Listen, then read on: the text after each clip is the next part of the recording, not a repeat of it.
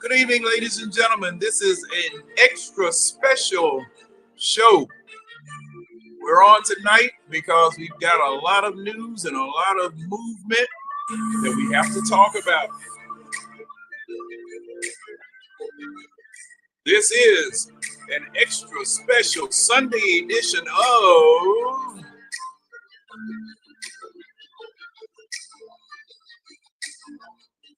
the Eye Test. Welcome in. Good to have you guys.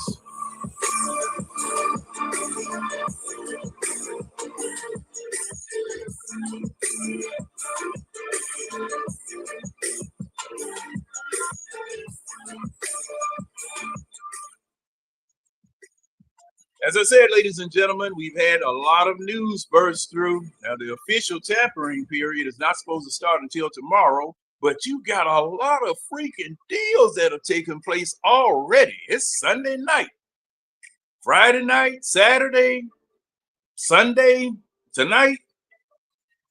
People aren't waiting. People are going ahead. They signing people up. They strong arming folk. They're threatening people's parents. I thought it was a doggone, man, I thought we were in doggone Egypt or someplace. The way that these folk getting strong armed and set up and signed up. And I'm bringing in my people as soon as I possibly can, because they got plenty that they want to talk about and plenty that they want to discuss. Old man guests are popping up all over the place. I'm expecting my partner Winston, once he gets himself situated, for him to come on in. And all I've been doing is just recoiling in horror. What? Who? What? They did what? Who said what? P. Diddy is involved in what? Odell Beckham did what? That's all I can do. That's all I can do, because I mean, some of these people I know, some of these people I don't know. And after hearing what they've done, there's a lot of people that I know that I wish I could forget. So, hey, let's jump on into it. I'm waiting on Keely, Winston, and possibly Coach and James. But let's get at it. I done cut the music off. I don't want to waste another second. Drewski. That nigga done. Sorry.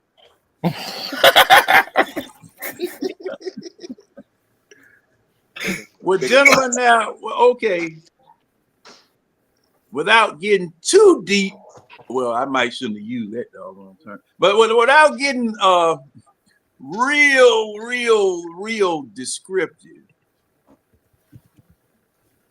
what's the deal on Odell Beckham?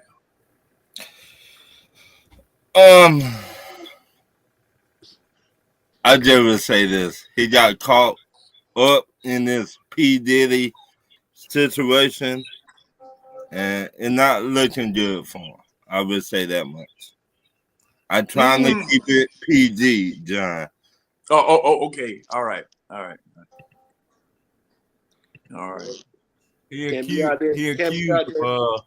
He's accused of a sexual assault, pretty much. Like, I'm trying to Google it now, but I don't see anything. Yeah, he got accused. Him and Drewski got accused in the lawsuit. They both named in it, and it said that they drugged the girl, basically almost physically assaulted her and raped her. Oh, can we add something else to the docket? Not to say we got to interrupt this conversation for it, but that Xavier Worthy story is crazy. What happened? Okay. I don't want to interrupt, Chop, but we could bring it up later. We can bring it up now. Okay. Well, we'll talk about Diddy anyway. Well, we know the people he deal with. He got arrested and then unarrested last night. So basically, he hired a private investigator to follow his fiance. Yep. Oh yeah, I heard about that. Go ahead. Go ahead, Ron.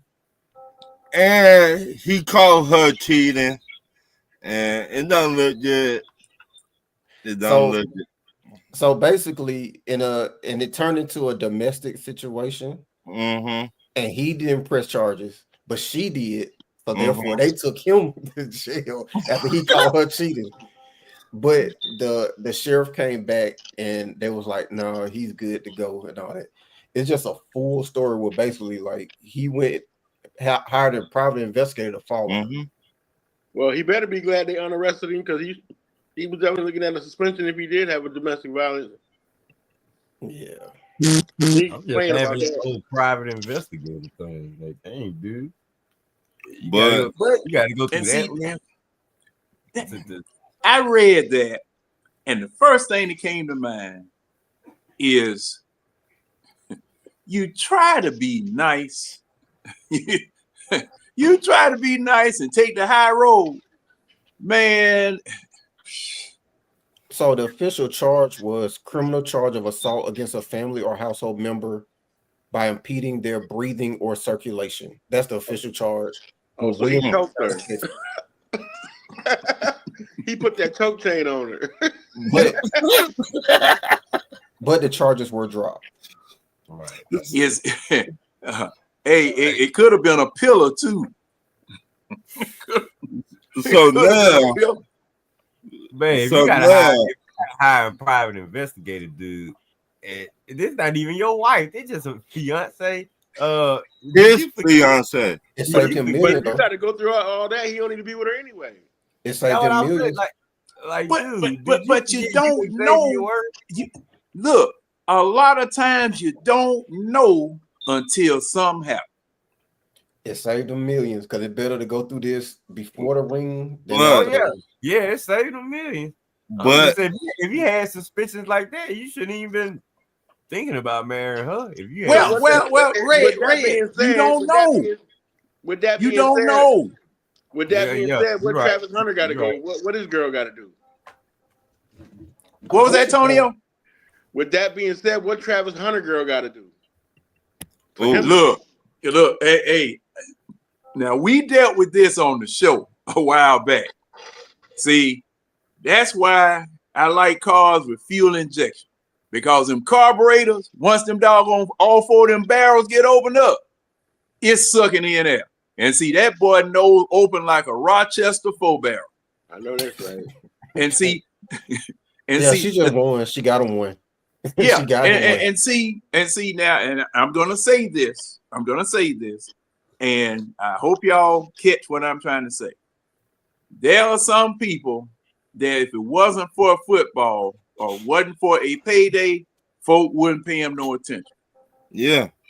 Hold on, you know, and he's very happy to be there. Let me just leave it like that. He's very happy to be there. All right. Roger Davis says we extended Matthews. Yeah. Yeah. Okay. That's what I said. You must have came on a little late because I broke. He You did come on. Okay. It's a $48 million extension for 38. About 38 million guaranteed for Jake Matthews. So that's looks. Everybody's of the opinion that that's a restructure. So that's possibly what's going on. I ain't mad at that. That man have missed one game since we drafted him. Yeah, call Red was. But Red was trying to fire me on my own show. He's trying to fire everybody. But it'll be our luck his ass get hurt. Yeah, well, he's pretty durable though. Yeah. Hey, let me see. Where's James at? Oh, how much money did that free up though? Anybody know the numbers? That hasn't dropped. Extension $22 million for a older tackle. Oh, Doggone Wilson just sent a picture because it's hard to find good tackles in the game. You don't know what you're going to get from the draft. Yep, like Ford's gonna say, life. So it says $5 million. So it says $5 million. Who was the offensive lineman from Alabama a couple of years ago? And he got drafted, but he wasn't ready. Life And is like a box of chocolates. You never know what you're gonna get. And he got traded. I mean, like 1 year he was with Tennessee, then he got traded or got cut or somewhere. But I can't think of. Talking about Now. Leatherwood or whatever. yeah. Oh. All right. It says, go ahead, Ron. Go ahead and finish up, Ron. If he ain't No, I just was saying to Davis, you just because these players look good in college, that don't mean they will be legit in the first year in the NFL. True. Let's keep that 100. True. Yeah, that takes time. If you look at Hendrickson when he first started out, Right. he wasn't no beast like he is right now. Right, exactly. So I'd rather spend my money on Matt than getting somebody in college. That's just my own opinion. Unless they coming from Georgia. At any rate, well, coach should know about that, but there's another day for that's a story. Now I got a list because my phone is holding all of these moves that have been made. Let me see how far back we going. Oh, ever since Friday, but I'm going to go with the latest news first. And I'm just going to read it off, and y'all tell me whether y'all want to talk about it or not. Okay, now an hour ago, Seahawks sending DK Metcalf to Steelers in exchange for a 2025 second-round pick, and he gets a new deal. Yeah, he getting paid. He getting 5 years for $150 million, right. $30 million a year. That to me, Steelers gave him that. Yeah, gave him that. The Steelers won because they needed another wide receiver. Who their quarterback though? I Even think if you bring Russ back, Justin Fields. That's exactly what I asked when I posted that. That's exactly what I asked. I think they will bring back Justin Fields, in my opinion. No, they might get Sam Darnold. They might. I mean, they got all the weapons. Sam Darnold announced that he was done with Minnesota. Ooh. Yeah, they put that out there too. Oh man. Send Kirk on back to Minnesota. Send Kirk back to Minnesota. I don't think that would take Kirk. Why not? Why not? They got McCarthy still back there. So the train run going up that way, so put him on. Hey, man, I would love to. Trust me. If JJ McCarthy still hurt, I don't know. Yeah. Maybe you can have two hurt quarterbacks. But that's a win for the Steelers, man. Because you got Pickens on one side and you got DK on the other. And you got two first round. You got a tight end. You got a running back. Steelers might need to trade up for one of these quarterbacks. And they already had a defense. You got your defense. Right. You got two number one receivers. You got your tight end, and you got your running back. Matter of fact, they need to sign Washington that tight end. Steelers need to sign Aaron Rodgers. They got him and Freiermuth. Right. Freiermuth is their starter, and then they got Darnell Washington. Mm-hmm. Yes. Darnell Washington, that's a big boy. The Steelers have a squad. Right. They haven't been able to get the quarterback position settled since Big Ben, but they got a defense. They got both number one receivers, and they got their running back with Najee. They got two tight ends. Both their tight ends I would take over Kyle Pitts. Was they keeping Cordell Stewart? Nobody? Huh? Anybody? What you say? Cordell Stewart? Cordell Patterson, I mean. Yeah, I was about to ask. Wait a minute. Well, I thought it was another Cordell Stewart when you said it. You said Cordell Patterson? Right. He told us something. Is anybody going to answer? We didn't know what you were talking about. Yeah, I was waiting for somebody to educate I me left that. because Yeah, I left that one alone because I'm Me like, too. I ain't seen him since the 90s. I was waiting on some education. Now, But I could have faked like I knew what he was talking about, but see, but that I wasn't would keep him. I mean, he not costing them a lot of money. What? Maybe $8 million, the most. I mean, he's the Arthur Smith Steelers guy. got to get a quarterback, man. They got to get a quarterback with all those moves they made. I think they will bring back Justin Fields. I don't think that's going to now, excite nobody. okay, now, Ron, what did you just say? I think About- the Pittsburgh Steelers will bring back Justin Fields. Okay, now, I think Fields is playing B. all right, now supposedly this is the last day because I just to your point, an article just hit me saying that you got 1 day, I guess, today for Justin Fields, and in this article I'm looking at, it's saying that the Steelers had interest in Derek Carr if New Orleans released him.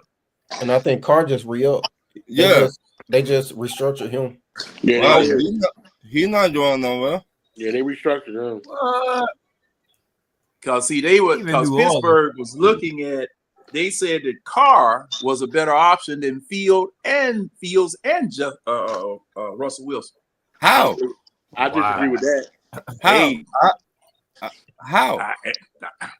I think this him and is Russ are about even. this is what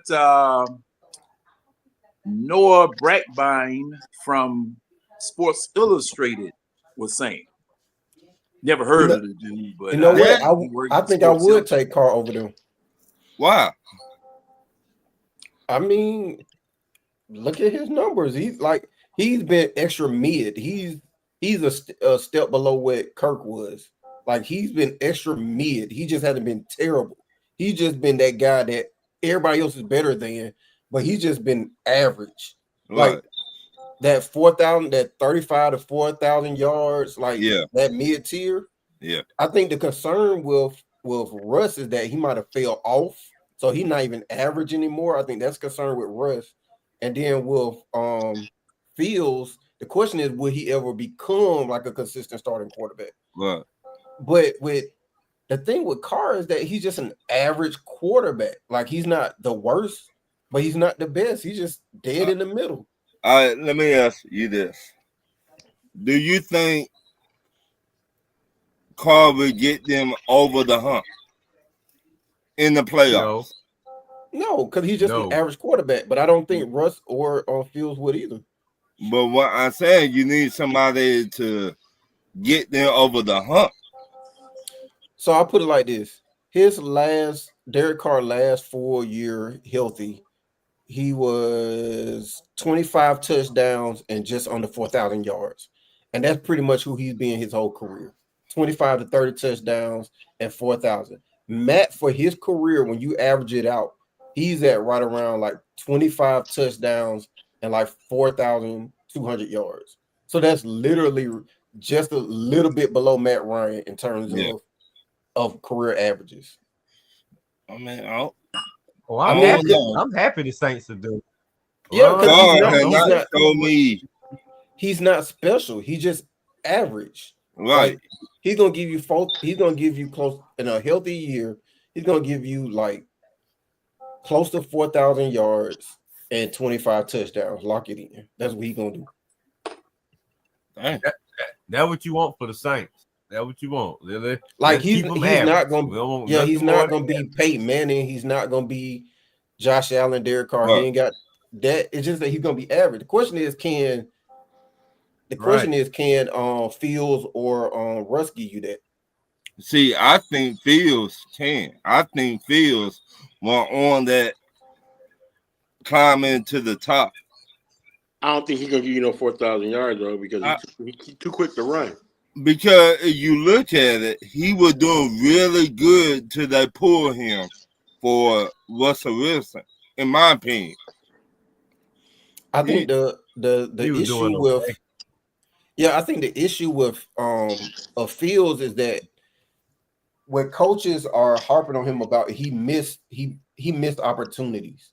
So you'll see guys flash open Right. and he didn't throw the ball or he took Right. off and ran. And I think that's kind of where coaches, especially offensive coordinators, get frustrated because they want their offense to actually work well because Right. it's their offense. And when Right. you're not, if Pickens is open and you didn't throw it, Arthur Smith is going to be pissed. So Right. that's where Russ come in. But I think the thing with Russ's question is, has he fell off? And then, shoot, I mean, if they're going to bring back their running game, Najee Harris. Yeah, Najee ain't going nowhere. Yeah, Najee done. Okay, so we going to see. Cause they got And a plus the defense. fact now, I was also reading that the Jets are interested in Field. Oh shit. Yeah, they got to find somebody. But to me, I don't care. Going from Aaron Rodgers Boy, to that Fields is a step back. might be a spot for Field. You just want to That go might be young, a spot for Kirk Cousins. Yeah. And I think and that's why Terry feels like he can hold him hostage. Because he feels like, all right, y'all gonna come get him. Right. Like a team like the Jets, he feel like, oh, y'all gonna come get Kirk. That's why he holding him hostage. Right. I hope that's what he's thinking. Terry Fontenot trying to get a draft pick or two.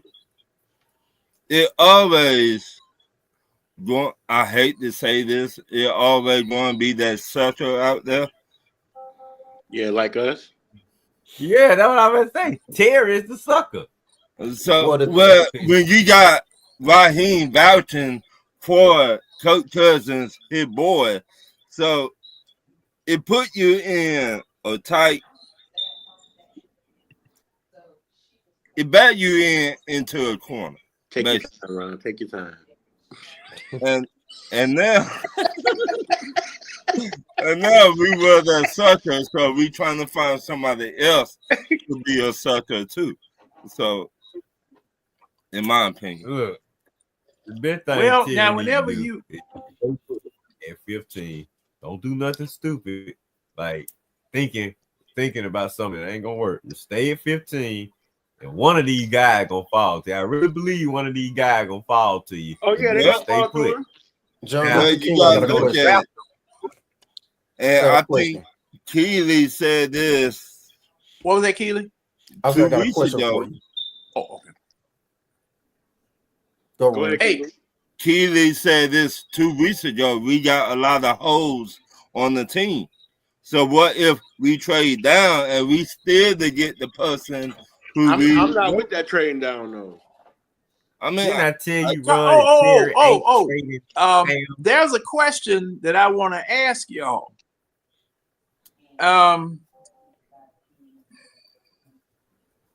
If we trade Kirk Cousins, say for instance we trade Kirk Cousins, do we get a compensatory pick for that? I don't think so. Especially if it was been during the season. Yeah, I think because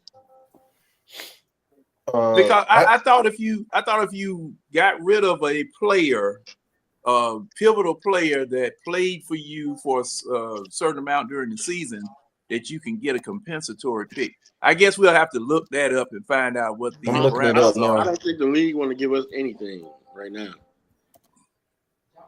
Yeah. Especially with how messy. Let me tell James. Especially with how messy the whole situation is. James up here sending messages. Hey man. So the compensatory pick is awarded to teams that lose more qualifying free agents than they gain in a given year. Oh, okay. Well, so you have to lose more free agents than you gained. That makes a lot of sense. Okay, I see how that works. Okay, so in looking at what we did last year, would we qualify? It said lose. If you lose more free agents than you gain. Okay, how many? Okay, Let me see. Judon. Who Alfred. else? Not Alfred, but The Yeah, corner. Okay, now we're gonna lose. Okay, but see, we're gonna lose Judon. Troy. We're gonna lose Troy Troy who? Anderson. He Are we? going? They done You already just told. They already told him he can go look for another team. Judon, Troy Anderson. Um, If they don't sign him for like Nate another Lamb. minimum. Oh yeah, Nate Landman is out the door. Yeah.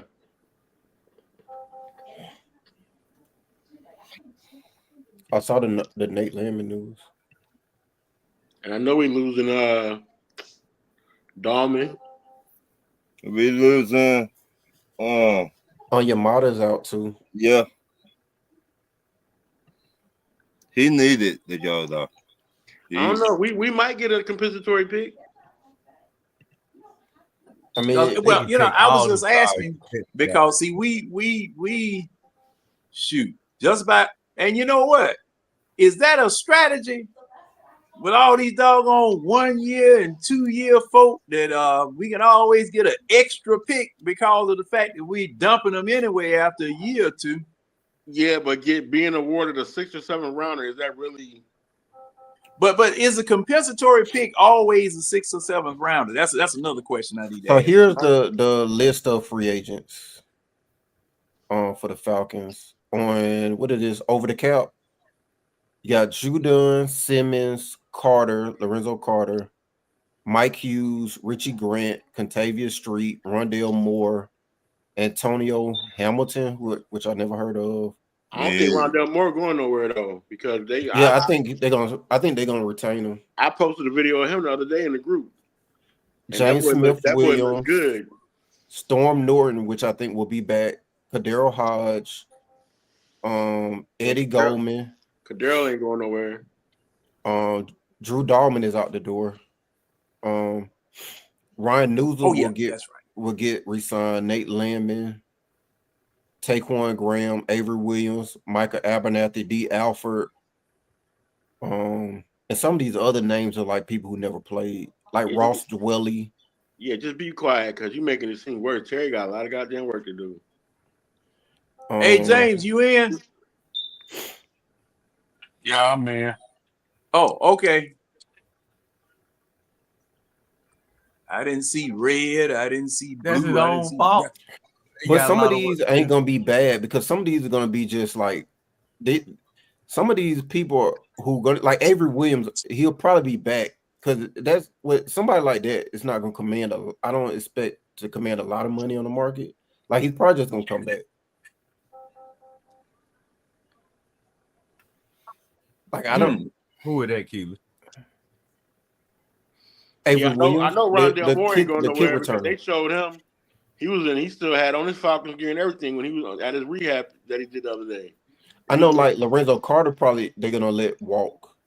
But some of these people I do expect to come back. Yeah, we're gonna bring the offensive guys back because they valuable. Receivers are valuable now that we got a quarterback. I mean, so we're gonna bring Rondell back. I mean, I think the only one that I'm not sure about is Hodge, Kadero Hodge. Like if he finds, I think what's gonna happen is he might find more money outside of the Falcons. Yeah, especially coming off a Pro Bowl year. Yeah, that's what I'm saying. I think his agent probably gonna try to parlay that. He was a Pro Bowler, so yeah, that's what I'm saying. I mean, he should. You ain't gonna.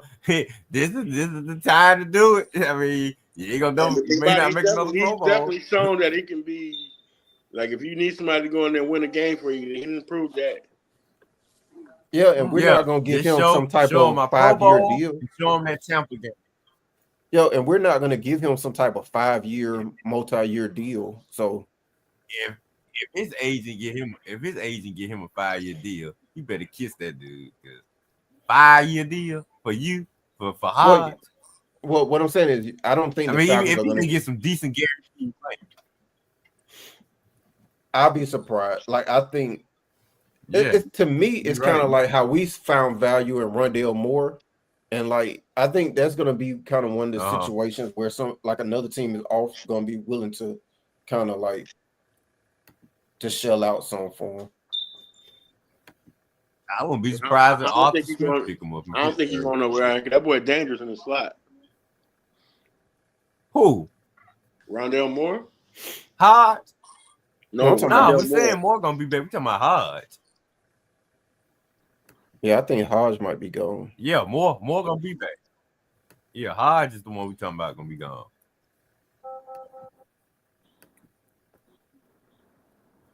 Yeah, you got to bring Moore back. We didn't really get to see what he did last year.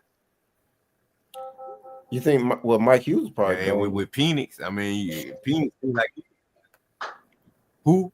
Mike Hughes. Mike Hughes out of there. I don't think we're gonna be him and Diggy out. I would have bought him back now. Mike Hughes. Who you talking about, Red? D Alpha. Oh yeah. No, D Alpha. No, D Alpha. No. Leave him out there. He gotta go. Yeah, Alfred gotta go. Didn't he get the burn of the year last year? Oh yeah, Damn, Jay. Addison in Minnesota kind of put the torture rack on that boy. Put him on black on stage. Well, that wasn't a torture rack. That was a tombstone that they did him in the Minnesota game. Oh yeah, bro, I forgot. They kept replaying. Wasn't that Jefferson? He put that man on stage, man. Wasn't that Jefferson? It was. I think Addison scored twice on him. I think Addison scored twice on him. That was Jefferson that scored that play where he was like he didn't know he was checking on. Man, you had that boy doing ballerina out there in the middle of the field in the game. He was doing the hollering shake. All right. Doing the holler.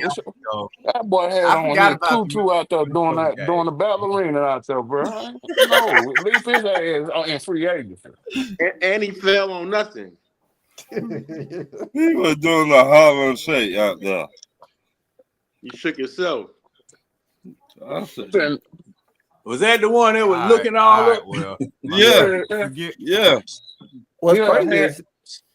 What's crazy is like a year or so ago, like when he first started out, his career looked so promising, like he was gonna be something. And then I don't know what happened to him. Lost his focus. Yeah, he played good early on. Not this year. I'm talking about maybe a few years ago. Yeah, that's what I'm saying. Like when he first started out, he was great. I think he was on the roster then. No, he wasn't. No, he was. Man, that boy. He wasn't on that Super Bowl roster. No. Now, Keely, you said you had a question for me. Damn, I forgot it. I kind of figured you did. We started looking at other stuff. What? So back in the 50s, what did they call it? Like when the two cars would race towards a cliff, and the first one to chicken out. What they call it? John, that's pertaining to you. I already asked him. You don't have to overemphasize the point. When he said 50, I thought, we black folk didn't participate in that shit. Okay, I got you. We didn't. Ain't no black folk driving around. No, we didn't. Not in my circle. We didn't participate in no stuff like that. Now I know back in the 60s when one car was going at another car, they used to call it chicken. Okay, chicken. Okay, there we go. That's what I was looking. Now, but it was one car headed toward the other car. It wasn't both of them going over the hill. That was just suicide. Back in the day when you was running that moonshine. Yeah, that was Thelma. I ain't saying you got to make some money some type of doggone way. The offer didn't become a Falcon till 2022. Lord have mercy. Oh, that was his first year of Falcon, 2022. So he only he's still on that rookie deal. Ain't put no money on that right there. Well, look. That boy was doing the chicken out there. That was John talking about. That boy was doing the chicken out there this whole year. The reason I was asking that, John, initially is because I was saying, as far as Terry and Kurt in the game of chicken, or whether or not he was going to be traded or not, they got till March 17 to play to call each other's bluff, because that's the day his roster bonus kicks in on March 17th. On March 17th? That's when his roster bonus kick in to 10 million. Kurt might win that one. Yeah, he might. That's what I'm saying. Like, if they give Kurt him might win he now. ain't going nowhere. Yeah, he ain't going nowhere. They give him that 10. Give him that 10, he ain't going nowhere. Don't play. But see, thing is, okay, and this was the question. What? It's just $10 million. Just 10 million, okay. No, it ain't I mean, okay, versus the 100 you already. Okay, say for instance, there was no money involved and it was just $10 million. It was $10 million, whether you stay or go. Okay, John, that's just the beginning. That 10 million is just the beginning. If only he stay the whole, way that 10 million won't matter is somebody willing to eat his cap hit. Right. So the thing is that if he's on another roster, so we get the cap hit, but somebody has to actually pay him. Somebody else will be on the hook for paying him. Like, so we trade him and we owe him whatever money next year. We'll take the cap hit, but somebody actually has the financial responsibility of paying. That's my understanding. So with the 10, it's a matter of like, I think with Arthur Blank, it's more of, all right, I gotta pay an additional 10 million to somebody who's not gonna even play. and see, well, okay, Keelan, the contract that he signed with the Falcons, we are on the hook for. We got to pay him that. Yeah, just like unless we unload it. So we get the dead cap, but if someone else is willing to, so it's kind of like the Matt. Well, I'm trying to think. Is it like the Matt Ryan situation? So the coach was on the hook for, even though we had the cap hit, the coach was on the hook for paying him. Yeah, the same thing. Okay. We had to pay some, and they had to pay some. So it's gonna depend on that. It's gonna depend on like that. See, like with Denver, they let him go scot-free. Russell scot-free. So the only thing Steelers had to pay was like the vet minimum. And then Russ still got his money. So it just depends on if we get somebody to trade for him. Right. See, it depends on the negotiation and what they work out. Right. Get somebody to trade for him. And that's why I say the Jets, the Browns. Kirk ain't gonna do us no favors though. And see, with the Jets, just remember that. Can the Jets stand to pay another quarterback they paid? This will make 2 quarterbacks in a row that they would have had to pay. They didn't have Aaron Rodgers tied up with a lot of cap space. Right. They already paid Aaron Rodgers. Yeah, that's my point. That's my point. Him already. So now that's my point. Yeah, they don't have no dead. They don't owe him no more money. Cap with. They got room to pay him. So now is the Jets because John they did it smart. They didn't give him no multi-year, 4-5-year deal like our dummies. If the Jets call us right now, with call Terry Fontenot and say, "Hey, we want Kirk Cousins. Y'all pay half, we pay half." All right, how you want them? You want them by plane? You want them by train? How you want them? You want them in a box? You want me the next day air them to your ass? So now it's like now you gotta separate how much money they gonna be paying and how much money we gonna be paying. What's his salary for that season? What's Kirk's 2025 salary? 20-something million. You said 27 million? I'm looking it up. It's high 20s, I know that. Because we on the hook for that unless another team pay it. Well, he supposed to make 27.5 next season with a signing bonus of 12.5. That's a cap hit of 40. That's what's supposed to. It's like the Russell Wilson situation. Right. So now So we're gonna have to pay that. Unless another team, like you say, unless the team, because he's right. If a team just wait for us to cut him, cut him, they're not gonna pay him all that because he's gonna get that from us. But if we trade his ass with salary, then we can probably, decrease the hit a little bit, but we still gonna take the cap hit. Whatever his cap hit is, we still gonna be on the hit. Okay, so it says his roster bonus is guaranteed on the 5th day of the new league year, so that's why it's the 17th. So, what draft pick do we get from trading him?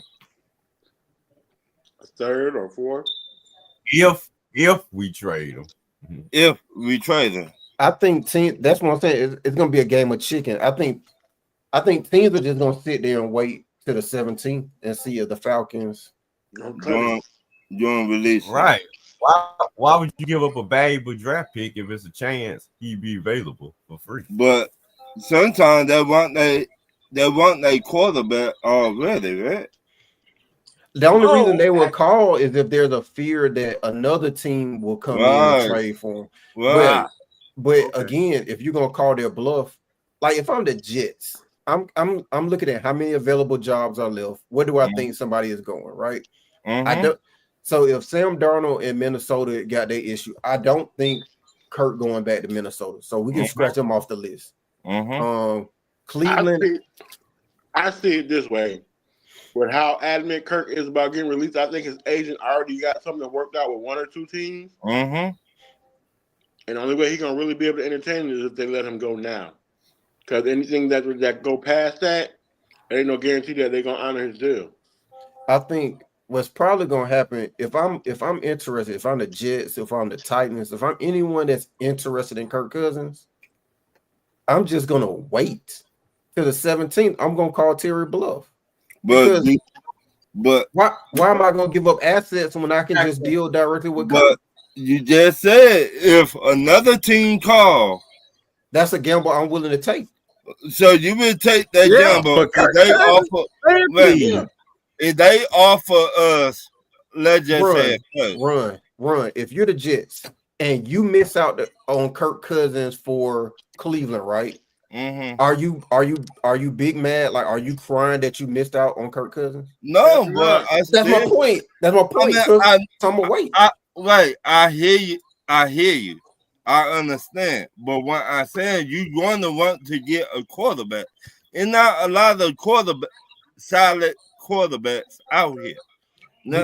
We just said, hey, if Justin Fields is a consolation prize for missing out on Kirk, then so be it. All right. I mean, because to me, I'm not giving up. If I pick up the phone with Terry and Terry's saying, hey, yo, we need a third and a fourth, and I look at the calendar and it says March 15th, I'm hanging up on Terry. I'm like, okay. I ain't answering the phone. I'm gonna just wait till the 17th and see if y'all gonna pay this man another $10 million. Like, because I don't think they're gonna do it. To me, I'm calling they bluff. I think I put it like this: if we made speculation that Terry might be on a hot seat or he got to show and prove this year. What? If I'm in a show and prove situation, the last thing I want to do is cost my owner additional $10 million for no reason. What? But hey, we gonna see. But we're gonna see. Because Arthur Blank might be invested in the plan as well. Like, I don't know. But I'll call you on the 18th. Exactly. I'm trying to see. Is it a plan? Do we have a plan? I'm finna sit there and wait for y'all. I hope Terry got a plan. Hey, doggone Mark Cheney. Hey, Mark, hadn't seen you or heard from you in a while. You come on in, man. I will pay 75% if they send a fifth. Dang. I just feel like they finna play chicken and like they finna somebody gonna crash out. I just hope it ain't Terry that crashes out, but I think somebody gonna crash out. I mean, we gonna see the way Kirk Cousins talking out here. If I had to put a bet on Terry versus Kirk's agent. I think Kirk's agent has won way more than Terry has. I'm gonna tell y'all what's gonna happen. Trump gonna call Arthur Blank and put some tariffs on his ass to let him go. Could be. It should. Well, he already up there in the White House. They already done discussed that. If Keely's picture is accurate, we gonna see. Cause hey, only way I put that picture up, I had assurances and guarantees and blessings to put that picture up, trying to make sure that wasn't AI. Yeah, Trump gonna have to promise Arthur Blank some lower lumber costs, being that we're gonna be cutting down our own trees and shit now, making lumber.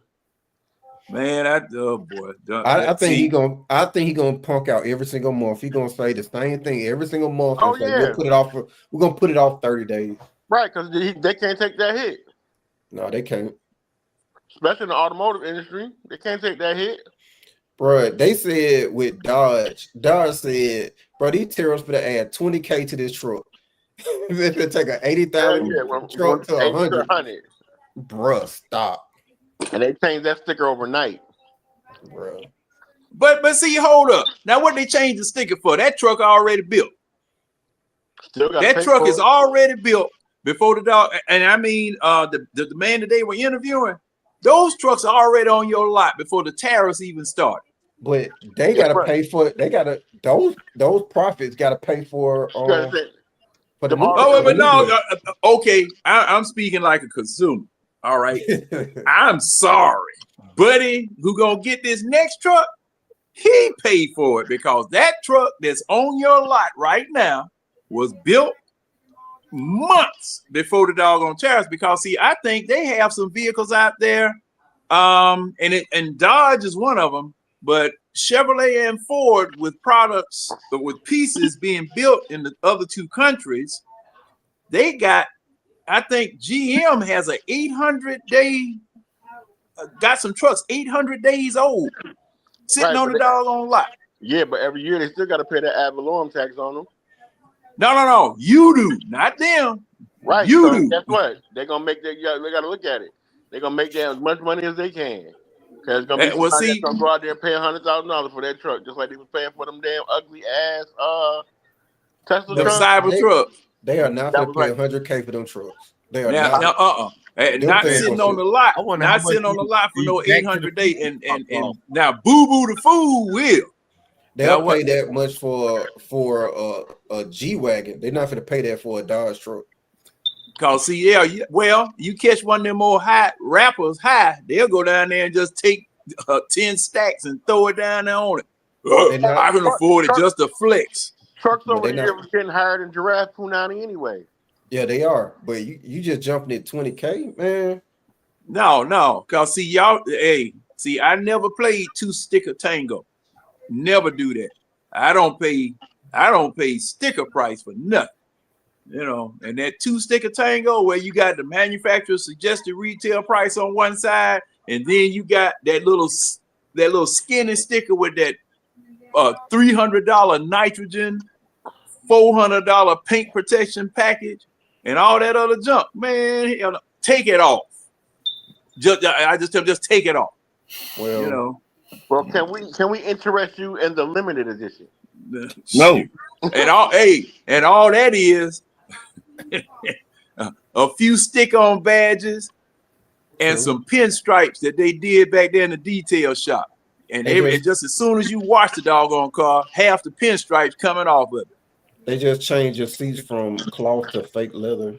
It's a fake leather. Yeah, some of them old man, look at that same plastic called pleather. Yeah, that same plastic that y'all used to have in your living room furniture that you could never sit on. I mean, that's really no. We had plastic, John. Same thing. I ain't saying nothing different. Same thing. We had plastic. Same thing. The furniture covers that your grandma had that if you fell asleep on, you got stuck to them. Well, yeah. If you didn't have air conditioning in your house, yeah, they had to pour some cold water on you to get you out from in that seat. Shit. But man, okay. Now let me go to this next one. make sure I go to this next one here. Man, I hope they get Kirk the fuck up out of here, man. Me too. Mhm. Yeah, but I think the U.S. will be at war before the winter get here, though, Probably. with somebody. You can't piss off everybody. Yeah, not everybody. Yeah, And I- somebody gonna swing. Well, is certain folks say that they don't care. They don't care. And see, you're gonna look. You done messed yourself up to the point where a recession is inevitable. John Luther King, you heard what China said, right? No, I didn't. China said whatever war y'all want to have, whether it's a tariff war, a trade war, or actual war, we with it. Mm-hmm. Well, They said name your war, whichever war you want, we with it. Mm-hmm. That's how do you want it? Where do you need me? However do you want it? That's how do you want it? Shit. all right. Now, Josh Allen, 6-year deal, $330 million to stay with the Bills. Like, he wasn't going nowhere. He wasn't going nowhere, John. Yeah. No time soon. Question. You talking about some Bills Question. acting a fool. Okay, question. Let's say Kirk Cousins worked out for the 2 years we were going to keep him. 2-3 years we were going to keep him. Excuse me. No. Was that a bargain? Would that have been a bargain? No. Is that a no all the way around? That is Look, John, the way I look at it like this, you see all the trouble we have now with this situation. Like, to me, it wasn't a bargain, man. I think If was a fifth, we'd be dead ass drunk. yeah. If we're going through this much trouble to unload him, then it's not a bargain. Like, so Gino got 40 mil, right? Mm-hmm. I would go out to say that, man, I don't know, man. I see both sides of it. I just hate the way it was structured. If his injury wasn't in question, then it'd be a different story. That's where the if came from. I think the whole thing. I think the whole 1 year deal. It wouldn't have been no big thing. You could just gave him a 1 year deal. I just think the whole thing was stupid. Like, everything from deciding to double back and get 2 quarterbacks to give him a no trade clause. Like, all of this was stupid. So I just can't. I don't think, even if it is a financial bargain, I hate all of it because all of it is just stupid. And then another thing, if they were just going, Falcons was just giving him a year deal, he would have never came to Atlanta anyway. No. Well, okay. The year deal part, that's what Red said, if I'm not mistaken. But yeah, what I'm asking is that had the plan gone the way that they envisioned it, even after getting Penix, would the amount of money that we paid Kirk Cousins been a deal for what we got for him? Now I know that too much, way too much. we paid what you just said. We got Penix, and having the future quarterback on the roster and paying this clown like he is the future. That's still a bad decision. I think it's bad because you're going from paying him 40 to then the minute he's gone and it's Penix's turn to then turn around and having to pay him a max deal. Because so, like, all right, say you got 2 years of Kirk, right? Then how many years you got left to make a decision on Penix at that point once he gets his job? Yeah, you got like 1 year to make a decision before his 5th year option or whatever, and then you got to pay him. Like, you don't get no cap savings at any point because you went from Kirk money to now I got to make a decision on Penix. Well, Kirk should have came with some dumb by Terry. Cousins should have came with some coupons or something. Right. That's what I'm saying. Because if he didn't work out and your rookie turned out to be the man you thought he was gonna be, you still got your quarterback on his rookie deal with cap space to go out and sign the people we need to sign. And we ain't sitting here looking dumb right now when we know we got our quarterback, but we ain't got the cap space to sign some of the pieces we need to sign and improve the team. And now we're looking at we got to get better in the draft and hope that this dope execute his no trade clause, and then we got another year of his money on the cap. So we really every year a team does it to perfection. Like the Commanders right now. Look at their situation right now. We see this every single time. Look at the Commanders. They got their quarterback, and they got all the cap room in the world to just put players around them, which we would have had you not signed Kirk. My whole thing with that, my whole thing with Kirk, man, you should have just trusted you was gonna get your guy in the draft, did your homework, know the first 3 guys were going to where they were going, and Penix was gonna be there for you at 8. If you did your due diligence, you would have known what was. If they was gonna give him a no trade clause, he should have had some performance-based shit in his contract that avoid out a whole lot of shit, but. That would have saved us right there. I just think a no trade clause for somebody that's 36 years old coming off that injury, like that right there is just dumb in itself. That's what I'm saying. They could have had some performance clauses in there, and if he got hurt or if he didn't play or if he got benched, like that's gonna automatically avoid a whole lot. That avoids your second year, and we ain't got to pay you shit. You ain't getting no trade, nothing from me, dude. No trade clause, nothing, dude. You gonna get a straight up contract. If you suck, you better believe I'm gonna get rid of your ass. But that no trade clause was genius by his agent, man. Yeah, like you say, Ron. You want to look? You talking about a sucker? You want to look for the sucker? Look at Terry Fontenot putting that no trade. That's the sucker right there. Big time. Well, I definitely go along with the fact that no trade clause coupled with that amount of guaranteed money. Okay, that's a recipe for disaster right there, and we hit it. Like Keely just said, a lot of teams go through it though. Washington, a lot of teams don't get no trade clause or no quarterback like that. But Washington bought in the same thing. They bought in Mariota. Did they get him with no trade clause? No, but I'm saying they bought in Mariota to teach the rookie. So a lot of teams do this. They just don't put no trade clause in their contract. And they give them one-year deals, bro. Hell, Mariota's still a rookie himself. Shit. Shit. No, Mariota. Rich quarterbacks get 1-year deals. That's it. That's what. Bro, so this is Google. Google said there's only 8 NFL players right now with no trade clauses. 8. Here's the list of those 8: Dak Prescott, Derek Carr, Jared Goff, Josh Allen, Kirk Cousins, Jalen Hurts, Lamar Jackson, and Patrick Mahomes. Why is Kirk on that list?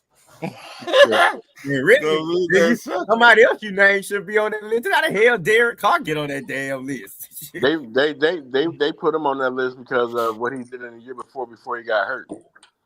Oh, bro, like that's the only way I could think. Because anything besides that, they was sipping on some scissors.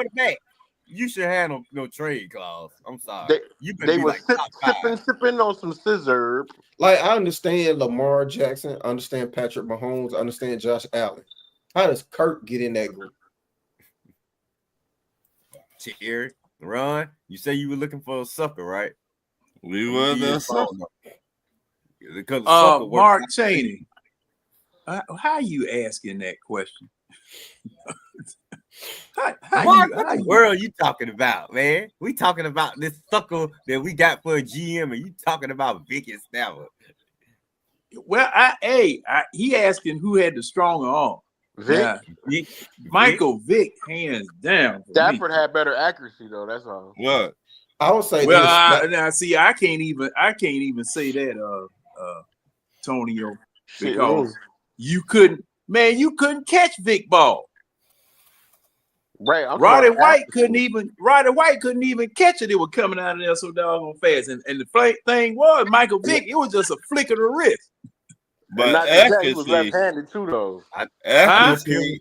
So the ball, with him being left-handed with that strong of an arm, like it hit your hands different. So look what Matt Stafford just did in the playoffs. Look what he just did. I would say this though, like Matt was considered like a high school legend out there in Texas. Like I remember him when he was getting recruited, before he landed at UGA. People were talking about him throwing the ball a mile, like in high school.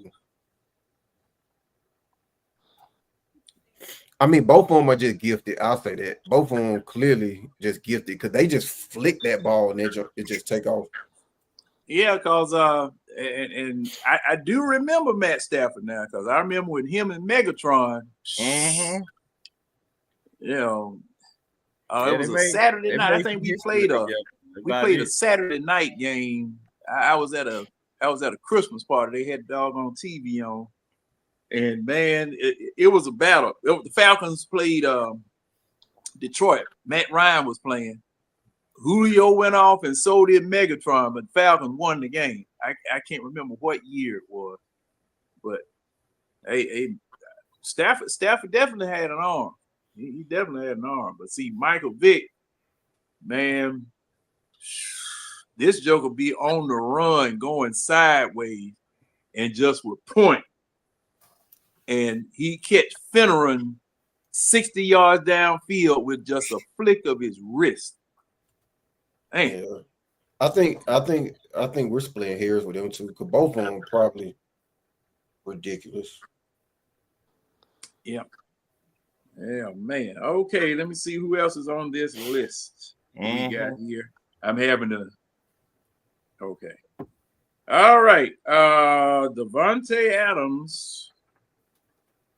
Might have went to the Rams with your boy Stafford, didn't he? Mm-hmm. Yeah, Devontae Adams and the Rams. 2 years worth $46 million and $26 million guaranteed. They could afford to get rid of Cooper Kupp. Yeah. They didn't want to pay Cooper Kupp, so they ain't had the money to pay him. He basically got Cooper Kupp money. That's all. Now, can he stay healthy? That's the issue. I don't give a damn if he do. Adams, he's been durable pretty much his career. Yeah, he just didn't want to. He didn't want to play with the Raiders. That's what it was. More durable than Kupp has been. I mean, he like Randy Moss. I play when I want to. No, what happened when they traded his best friend away? He got mad. Yeah, he's a follower. He's going back home. I got to play with my friends. If I can't play with my friends, I don't want to play. He going back home. Does that mean that his friends were covering over something? Nah, well, he just see, like John, you trying to start something now. That's my job. I'm supposed to be the host. You know, I'm just asking a question, Ron. I'm just asking a question. Red will be able to relate to this. He just has that LeBron mentality. He got to surround himself with talent, and he doesn't want to be out there, and earn it and get out the mud. He just want to have talent all around him. That's all it is. He like Major Payne. I seen what you did to my friend. I'm just asking questions. I'm just trying. That is his funniest movie. That is his fun. That's his classic. Major Payne. Damon Wayans. If you don't talk to me when I speak to you, I'm gonna put my foot in your ass. I gotta look it up just in case Red is tripping. I gotta look it up. Yes, sir. Come on now, name another classic. I'm doing just Damon Wayans as the lead.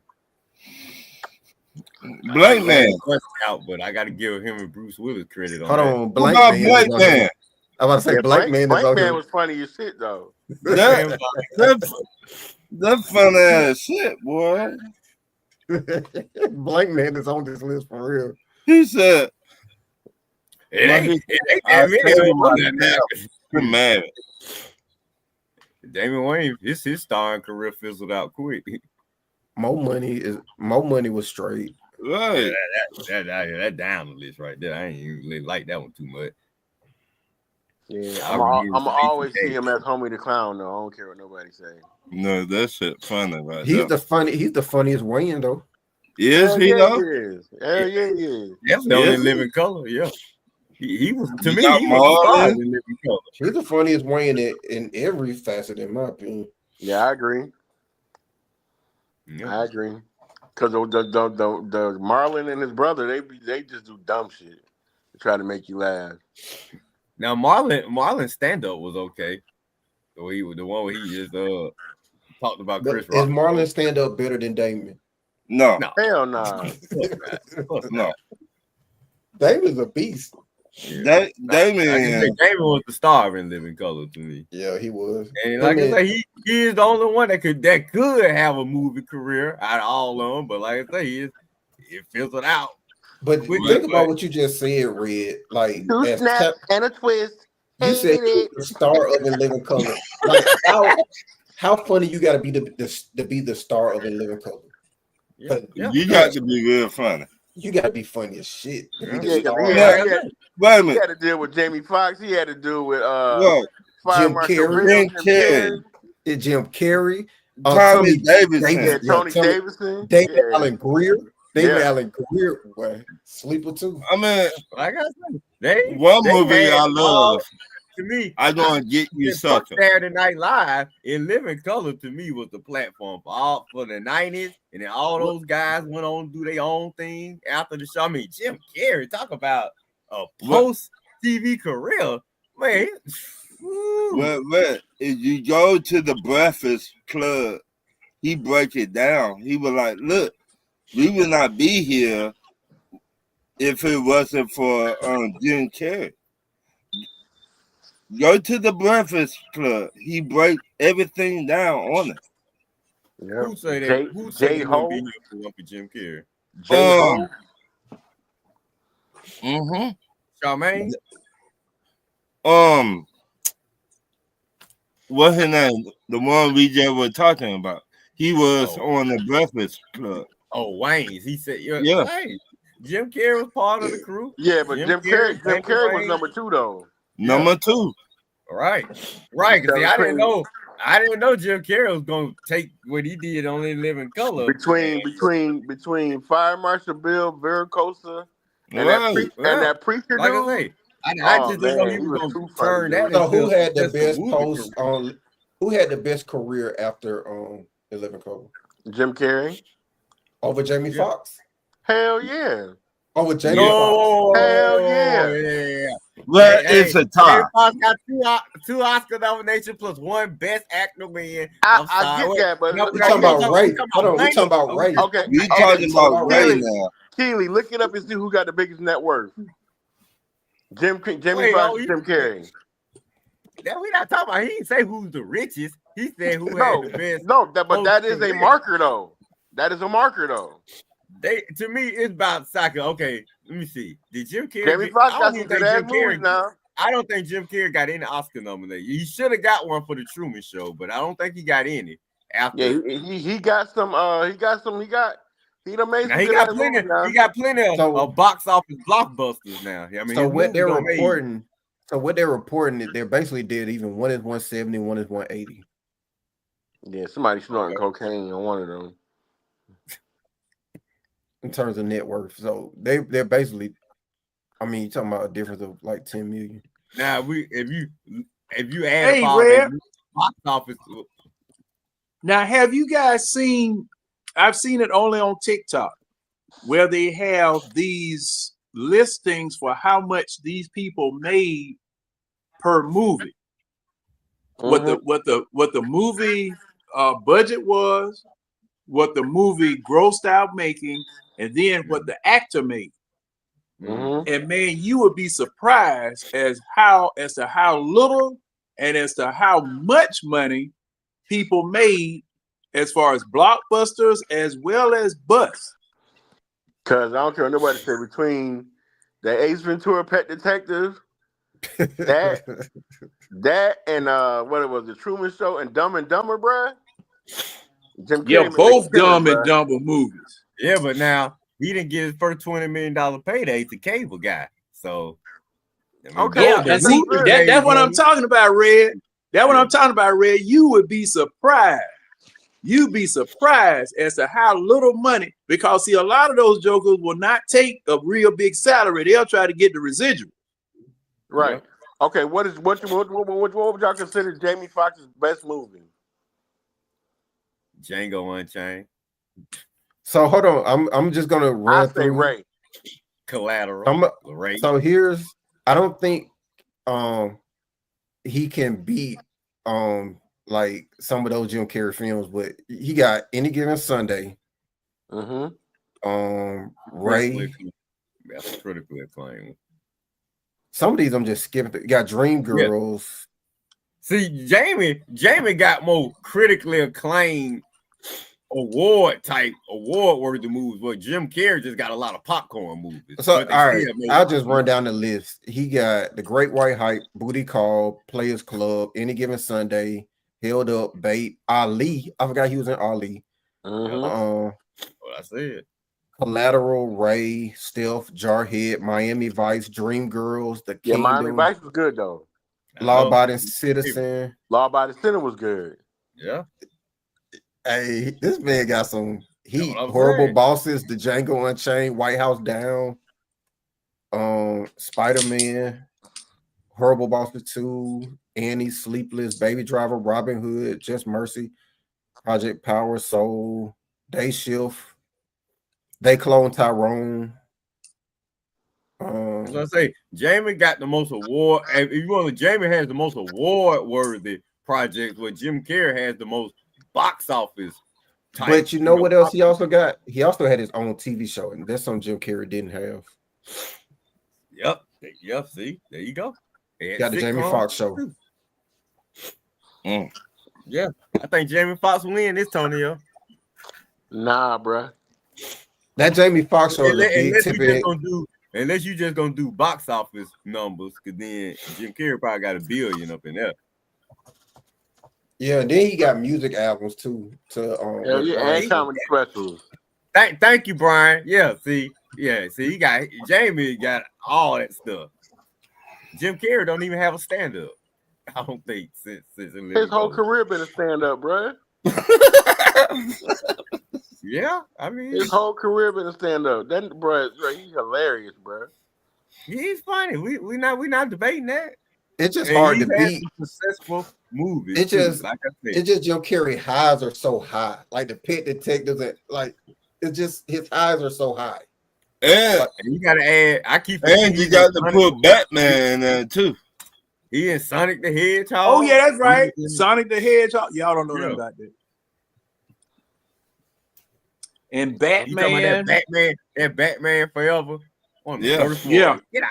Hey, he did his thing in there. I mean, oh my God, I forgot about some of these movies, like Me, Myself, and Irene. Oh my God. Yeah, Me, Myself, and that's Irene right. Was, Yeah. Myself and Irene was hilarious, bro. Yeah.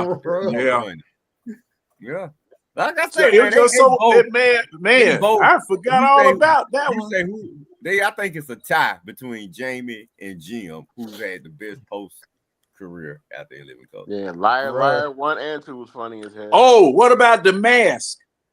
Oh yeah, you forgot about that one. He done. Yeah, I bet Jim Carrey can live off the residuals alone just for his 90s movies. You take all his 90s movies, like from 94 to 2000. I bet he can live off the residuals alone. Bro, his Ace Venturas alone, bro.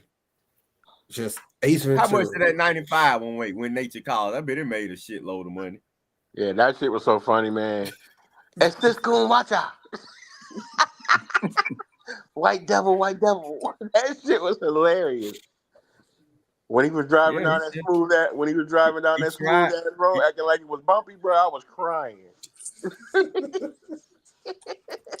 Man, that was an old joke. I was I wish Eddie Me Murphy don't tell on you, you don't tell on me. Yep. Eddie Murphy had tried. I wish he had tried to get him an Oscar in his really at the peak of his career instead of waiting to Dreamgirls, even though he should have won. But see now, Red, is it trying to get an Oscar, or is it a situation where somebody just nominates you for stuff? Because see, thing is, I now, don't see nothing that Eddie made that was really worthy of an Oscar though. They weren't gonna give him Mr. Doolittle. Well, it's all opinion. That's the thing I'm trying to get to, because you're right, Tonio. Because some movies, man, and and all of that, like, dude, you can't and then Eddie Murphy want to play every character too. Now the Nutty Professor to me, that's why I think the Oscars should have a comedic category, because Eddie would have won this thing. Eddie and Jim Carrey probably would have won this thing at least 2 or 3 times already. They had like an award for best comedic performance, because he deserves something for the Nutty Professor, man. Because his performance as Sherman Klump, then you turn from him to Buddy, then you playing all the family members, like Respucia and everybody else, man. Come on. Hey, Keely, wait a minute. Hey, Keely, you remember when you and Winston had that real long discussion about comedians, and you were trying to get Winston to understand that even though what was it? Live performances were still movies. You remember that? I'm trying to remember it. How long ago was it? Oh man, it might have been a year ago. Oh yeah, might have been a year ago. If you're gonna try to take Raw off Eddie's catalog, I ain't gonna let you. Because I think it was Eddie Murphy. I think it was Eddie Murphy and somebody y'all were discussing. Martin Lawrence had like Run Tell That, and you. It was Richard Pryor. I think it was Richard Pryor and Eddie Murphy. Boy, you got to add the concert movies in there. And that's well, I mean, Richard Pryor was just way ahead of his time, bro. Because Which Way Is Up still my favorite movie. I'm still laughing at him in Superman 3. Nah, Which Way Is Up was hilarious, bro. Oh man, Which Way, man, look, Which Way Is Up. Man, that was #1 for so doggone long, man. It was ridiculous. Yeah, because when he played that preacher, bro, I was literally crying. I think that this might have been when we had the argument over about Red's list. What was it? The best comedic movie from whatchamacallit? Red, that's right. Red was there too. Red had a list on Facebook, and we had all gotten an argument over Harlem Nights and them. It was Harlem Nights and something else. Well, Harlem Nights was supposed to be funnier than. It was Harlem Nights. Oh, Coming to America. Coming to America, and Life. Life. Yeah, and Life. Mm-hmm. And none of them are above Life. Funnier than both of them. Now I tell you what. Now, yeah, that's right. Life? You was. I remember now, Tonio, you was a champion for Life. You about the only one who picked that one. But okay, now I'm just asking this question. Wasn't Life Oscar worthy? I mean, not really. As a comedic work. Oh yeah, most definitely. It had some emotional moments toward the end, some emotional dramatic moments, but overall, it still was a comedy. Like, bro, ain't that funny about prison, bro? Anybody else got something for me to read? Right. All those scenes right there, those were the comedic scenes. Now the scene where he recognized his daddy's watch at the end, and you know what happened with that scene, him and Martin, when they realized my favorite shit is here at Camp 8, we ain't got no fences. What we got here is what we call a gun line. That nigga come out of nowhere, tell him about that gun line, boss. That shit was hilarious, bro. It's still behind the other two movies, though. It's still behind the other two. The funniest part in Harlem Nights to me was when Arsenio Hall was chasing his ass, and they both had a machine gun. Kept on popping that little ass pistol. That shit was hilarious. The little pea shooter. I mean, Harlem Nights is a cheat code because you literally stack the cast with like the greatest comedians. Yeah, everybody. Richard Pryor, Red Fox, everybody. He wrote and directed it. That's cheap. Do you and then put all those folks in the movie. All those black actors, man. That was a cheat right there. You knew that. It was no way that movie was not gonna be entertaining. Well, he did. Red Fox did the same thing for all of the people that were on the Chitlin circuit, as well as a whole bunch of actors and things of that sort during the time that. Yeah, cause my daddy, whenever we would watch Sanford and Son on Friday nights when it came on, my daddy, that's all he was saying. Oh, that's old what's his name? Oh, that's old what's his name? Bubba and all of them, and Wanda Page. I didn't know anything about her until it came out that she used to do stand up. She used to do stand up. They were good friends. I never seen no female that damn ugly till I seen her. When I see her, right? That's so mean. Her and Red were friends, man. Well, but she looked way different when she was younger. Right. She was bad when she was younger, though. Fox, man. Yeah, she looked way different when she was younger. And then when she got older. Oh my God. Her and Red were good friends, man. So. Yeah, she had body for days. Yeah. But and it was the same thing with those Dean Martin celebrity roasts. Yeah. But I mean, the who's who of in comedy and whatever. And them jokes used to get together on Friday night, man. What was it? Thursday night or Friday night one, man. I mean, I used to be at the TV riveted because Don Rickles was my hero. Boy. And you talking about used to cut folk. I used to get in fights. All right, I apologize in advance because I'm probably gonna start a similar argument that off of this, and it's off subject. But Red, I'm gonna ask you a question. I'm apologizing in advance, John, because I know it's gonna start another argument. I don't. Look. This is an impromptu show, and it's just like we do anywhere else. And anybody who doesn't catch us on Wednesday night, this is what we do. Go ahead, Keith. Red, what is Will Ferrell's best comedic movie? Will Ferrell? Yes. I'm not even a Will Ferrell fan, but I guess I can go with Talladega Nights. Nah, Step Brothers. And I'm gonna tell you one I like unexpected. Step Brothers was funny as shit, bro. Step Brothers is hell, bro. That shit funny as hell, man. I like the one with him and Mark Wahlberg. Ted. That was better. Step Brothers was better than Elf. Hell yeah. Yeah. That movie was straight comedy, bro, from start to finish. I think I'm gonna say something else that's controversial. I think Will Ferrell probably has a better film comedic catalog than Jim Carrey. You might be right. Oh no, because that bump bed scene in Step Brothers, bro, I literally peed on myself, bro. That bump bed scene was crazy. So much room, so much space for activities.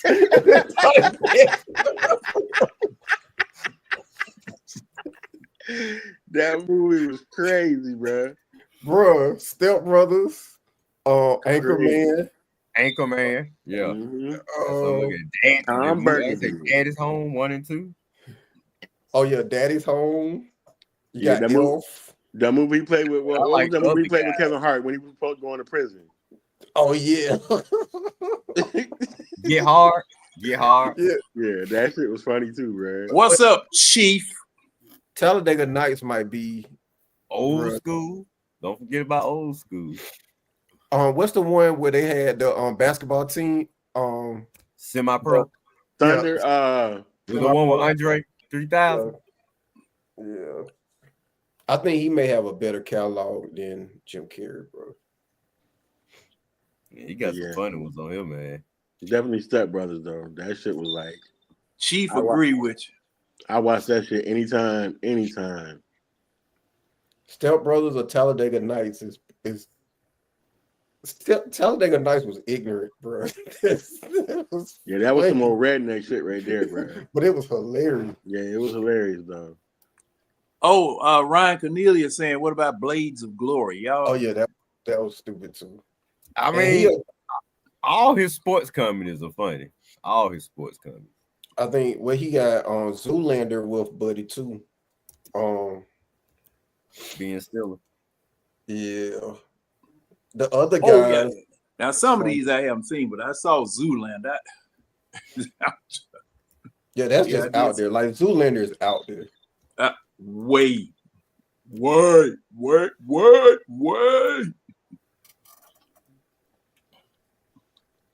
man. Let me see.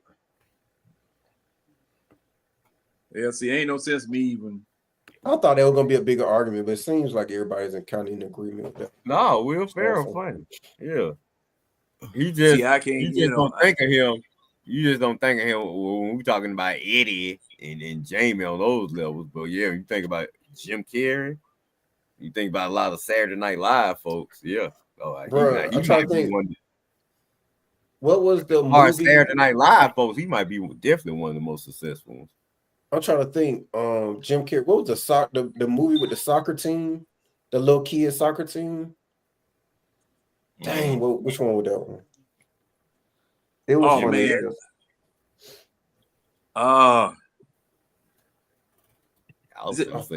No, that was Rodney Dangerfield. That was Ladybugs with Rodney. Right, that was Dangerfield, right? That's what I was thinking. Oh man. Hold on, I'll look it up. Jim. Well, Jim Carrey, didn't he have Mr. Popper's Penguins or something? That was him. Yeah, I don't think that was him. And Liar, Liar. That was Jim Carrey. Liar, Liar. With Jim Carrey. Yeah, that's funny. I remember the Grinch. Oh yeah, so I forgot all about the Grinch. He made a killing at the box office. Oh man, yeah. He made a killing at the box office with that. Yeah.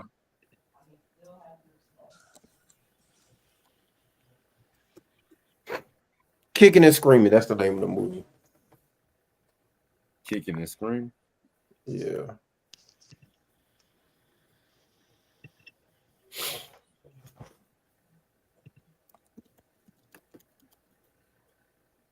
Sound like one of them Amy Poehler type movies. And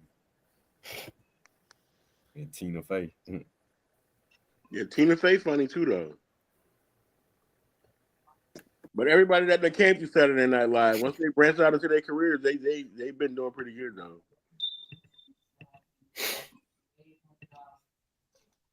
I mean, they got a respectable alumni. Mm-hmm. Just like in Living Color. If not more, I actually watched the Saturday Night movie, the movie where they showed how rambunctious it was. That's a whole nother conversation. Like, who's the best to come out of Saturday Night Live? Like, you got Eddie Murphy. I guess, yeah. I say Eddie. You put Eddie and Will. Mm-hmm. You got what about Bill Murray?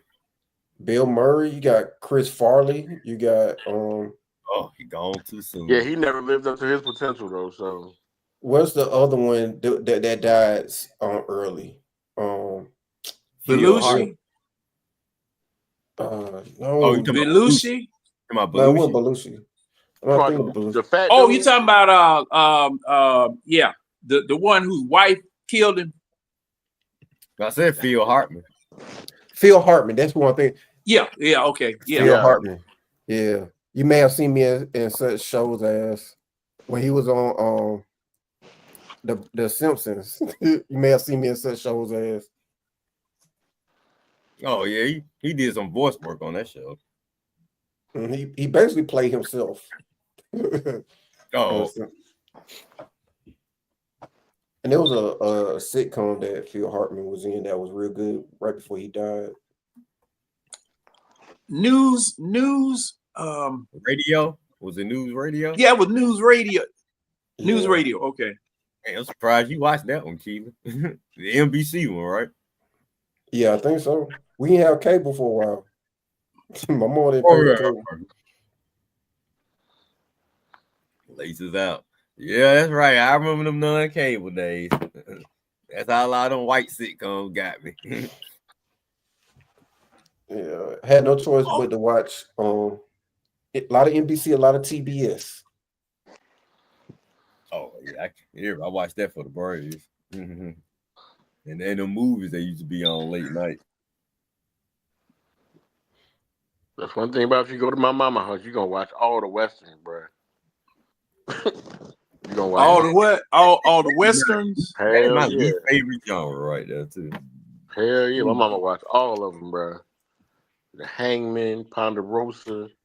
You watch all of that shit, bro, all day. Man, All shoot. day. Only one I did like Unforgiven now. Well, Clint Eastwood. Oh yeah, that was that's that new. movie.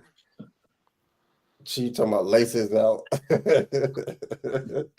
Oh, Buddy lost his mind. The kicker. Shoot, everybody lost their mind once they found out the truth. Hell, everybody. Oh man, but oh yeah, Gunsmoke, man. No, when he lifted up her pulled on her pants and showed them hemorrhoids. Those weren't hemorrhoids. Yeah, that was hemorrhoids. I don't care what nobody said. That shit had me crying. Cause Gunsmoke, man. My aunt, stay away from TV. She take the dog on a Twister. She take the thing off the TV. And Gunsmoke came on. There ain't nobody changing that station while Matt Dillon and Doc is on. My mama hid the remotes on your ass. Shoot, we were the remote. Go ahead and change that channel, boy. We was gonna watch some westerns. I don't care. We were the remote. Hey. But man, twist that over there that way. Twist that. Take that right one and go down. I told my mama, I stand right there.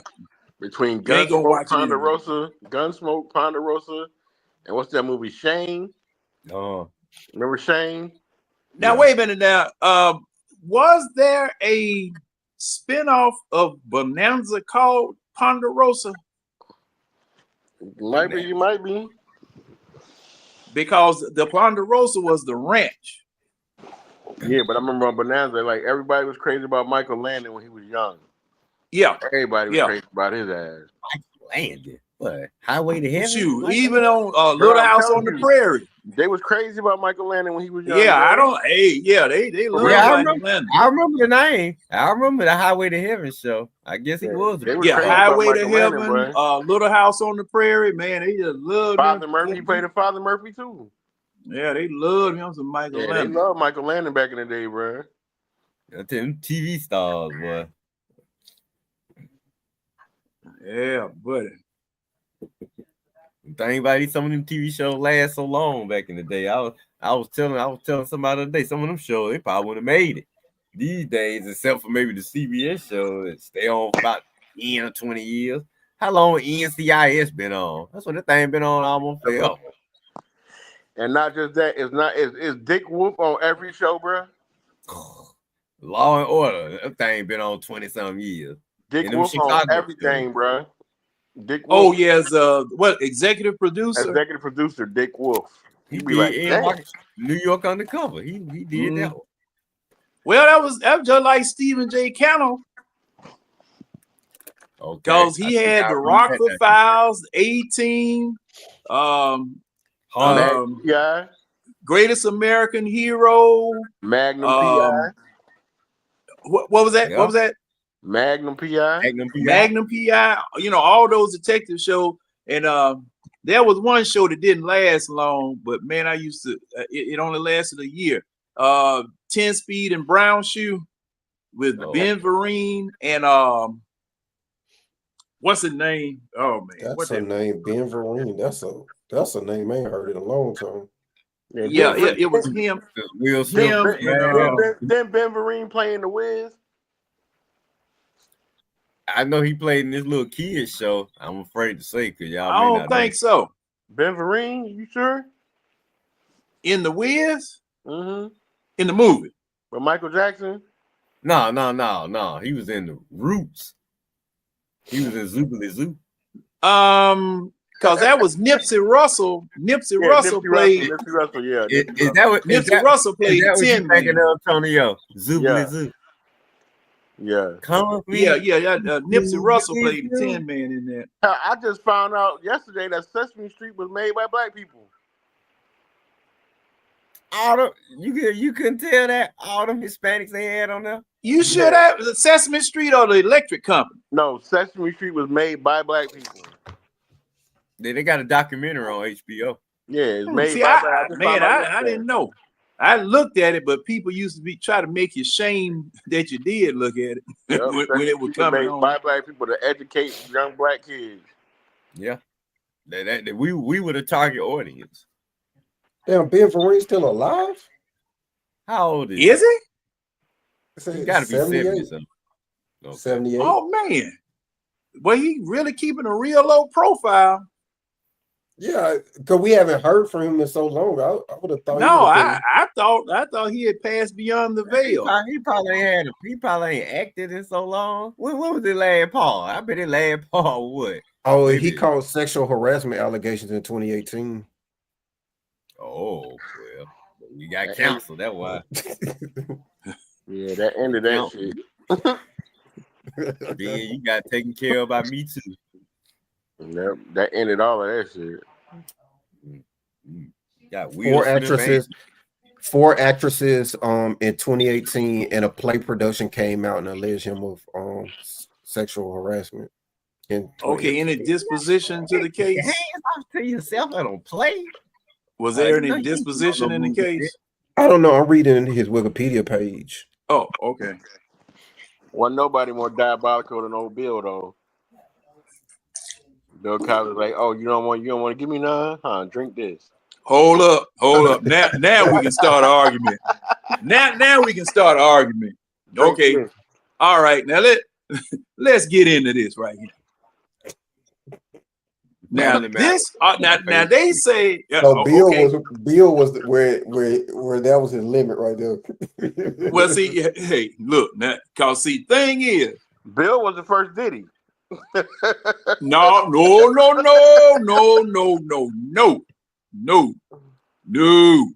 The things that used to go on in that Playboy Mansion. Come on, bruh. Yeah, you talking about and you knew what time it was when you went up in there. No, they ain't gonna never do nothing.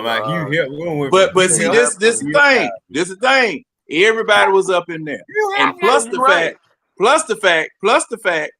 Okay, these women were saying that Bill Cosby was too powerful. That Bill Cosby, you couldn't go to the police on Bill Cosby or anybody, because of what was going on back then.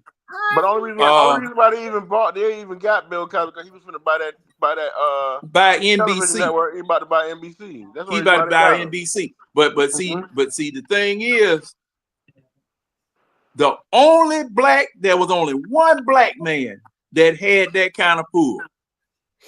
Tell me who it was. What's his name? Brian. Quincy Jones. No, what was the dude that just bought all them networks? Oh, what's his name? Byron Allen? No, he wasn't that big. I know you talking about Byron Allen. No. I'm talking about see. Some of these people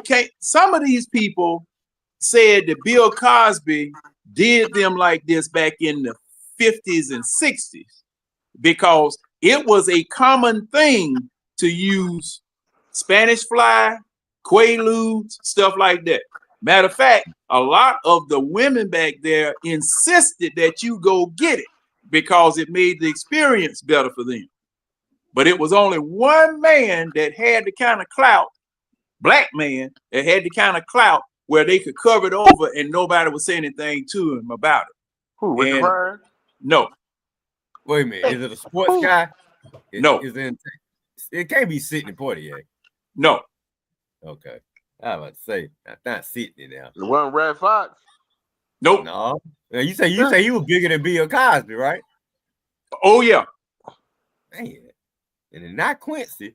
It's not the Jacksons. Can't be nobody in the Jacksons. Yeah. Man, who was big? Who was Tony, bigger yo, than Bill? you older than me. Who was big before Bill Cosby? Shit, it wasn't Morgan Freeman. Hell no, I want no Morgan Freeman is recent. Morgan His ass Freeman about didn't get 100 big. though. I go ahead and tell you. Go ahead. Sammy Davis Jr. Oh yeah, Oh, yeah. Oh, you right, man. And give me a couple more minutes, I would have got there. Sammy Davis Jr. Oh, Because you knew, you knew who he hung around with, right? Yeah.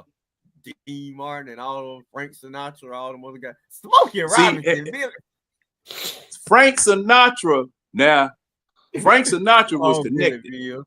Frank Sinatra was mafia. Billy Mills said Smokey Robinson. He said bigger than Bill Cosby, Billy. Bigger than look. When Smokey Robinson get bigger than Bill Cosby? Man, I never will forget old Don Rickles when he was going on David Letterman. He used to always tell some stories from the old days. And man, if you want to see something funny, you need to watch that. You need to watch when he's talking about old Las Vegas and stuff. There was this other comedian named Shecky Green. He was always talking about and accusing people of being in the mafia. And one day Frank Sinatra got tired of it. And Frank Sinatra told the boys to massage him. Oh, Lord. And then he looked at him and crumpled in a heap on the floor. Okay, that's enough. And let him go. Yeah, but like man, that doggone Frank Sinatra, man. Yeah, Frank Sinatra used to have it on lock, dog. Yeah. Cause see, man, the thing was, man, out there in Vegas back in the early days when the mob was out there and they were really running Vegas, man, shoot, one word from somebody, you either live, died, or live like a king. Yeah, when you seen Frank, the white people just go crazy for Frank Sinatra, like how they used to go crazy for Michael Jackson. Yeah. For real. Yeah, old Blue Eyes getting to singing or whatever. Falling out, throwing panties on the stage and everything. Mm-hmm. Oh, his son.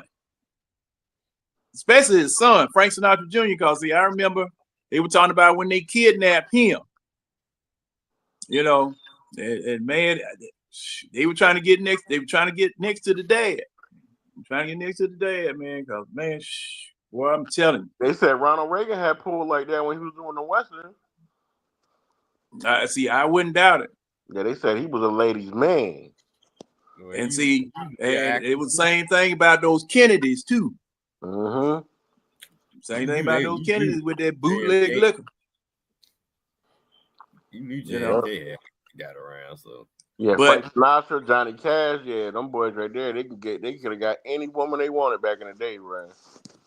But about Bill Cosby, see, he had drugs. That mess that they did in Pennsylvania with Bill Cosby, that see, he told something under the auspices that it would never get out. Okay. And that was about what he did. Matter of fact, he used to talk about it in stand-up all the time because everybody did it. Everybody did. He used to talk about, giving, people Spanish fly, this, that, and the other. And, they really open up. They really open up. Because, see, I remember a couple of tapes when I used to be into Bill Cosby real heavy. And, matter of fact, I still got all of his stuff that he ever did. He used to always talk about that. Huh? Which one of y'all was crazy about Jello pudding pops? That was the Fat Albert days. Those were the Fat Albert days. Because when he started doing the cartoon with Fat Albert, that's when Jello scooped him up to do his pudding pop. And see, every time Bill Cosby had a situation comedy on NBC, it was a hit. Because Cosby Show, this makes about how long did Fat Albert run? How many years did that run? I think about 3. Yeah. It wasn't long. It was about 3 or 4. About 3 or 4 years. Yeah, but y'all know what was the shit though that was on TV when we was little though that I could watch all day, even right now? Them damn Little Rascals, bro. Oh no. Man, yeah. It lasted 8 seasons. Shoot. Man. Wait a minute, that was old. That was old when I was looking at it. Because they were on channel 17. They were on channel 17. Yeah, them little rascals, I can watch them all day. Man, I didn't know that. That's you're right. So that's why so you had Fat Albert that lasted 8. You had I Spy. I think that was his first NBC show. Now, John, how long did I Spy last? I Spy. How long did I Spy last? Man, it's been so long. But I remember when it came out, and it was controversial because it was black man, white man, in a action picture. Hey John, tell Coach to get his ass out the chat. Why I got to run Coach out the chat? Three seasons. 1965, 3 seasons. Yeah. Okay. Yeah. Then you go from there to your Fat Albert, which was 8, to the Cosby Show, which was 8. Then you had the Cosby Mysteries. Yeah, the Cosby Show ran 8 years. Yeah, just 8, 84 to 92. How long the Simpsons been running? Simpsons been running a long time, man. The Simpsons, didn't they set a record for longest running animated? Ain't they on like 20-something years? Mm-hmm. Yeah. Now wait a minute. Now, Red, go back to the previous Cosby Show, because he played a basketball coach named Chet Kincaid. I never will forget that. It was a half-hour show. Okay. And because it was in the 60s or early 70s, late 60s, early 70s, if I remember correctly. And plus, he just like everybody else, Vegas and the Chitlin circuit and various other places like that. His comedy specials to have it on lock too, though. His stand up used to have it on lock. Yeah, and Bill Cosby, you talking about the Bill Cosby Show? No, there was a Bill Cosby show before this last one, before his last Bill Cosby show. It said Bill Cosby Show ran for 2 seasons from 69 to 71. That was the other one. Okay. Man, they said the Simpsons been on 34 years. Mm-hmm. Yeah. Oh yeah, Simpsons been on a long time. It started when I was in 4th grade, 88, 89. Cause see, they were just a cartoon on the Tracy Ullman Show, and that's when Fox first became a network. I remember that. That's when Fox had first become a network. John, you know a little of your history too. You're right. I know a little bit. What I can remember. Yeah, Fox used to have all the little crazy shows on. It started with Married with Children. Yeah, Tracy Ullman Show. And John, you remember Gary Shandling had a short-lived show. Yeah, he did. On Fox for a minute. How do y'all remember all this stuff? Yeah. Yeah. What the thing is about Fox was trying to break into television. And man, anybody that was quirky, anybody that, that's why Living Color hit so hard. Right. How long did MASH run? That's all they had was Married with Children and in Living Color for the longest time. And how many years did MASH run? MASH? Oh, a long time. I know that for a fact. Yeah, I know MASH ran a long time. MASH used to be the last shit that came on at night. Before the TV said, beep. As soon as that came on, wait a minute. Didn't MASH come on at 9 o'clock? No, MASH came on like around 11 o'clock midnight. It came on after the news. No. Those were reruns. Those were reruns. Those were reruns because MASH was a primetime show. Wow. MASH was a primetime show. They came on either 8, 8:30, or 9 when in their first run. But see, if you saw that at 11:30, whatever, after the news, that was a rerun. John, look at Coach comment. I see Coach over there hiding in the doggone weed talking, man. He said you remember when they used to write on rocks for TV.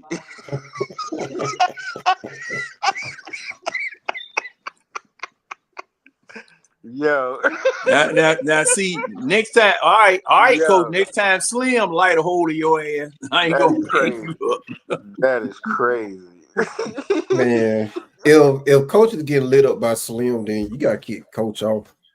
I don't believe that. I don't believe you getting lit up by Slim. Nah, coach was like, "Fuck your mama."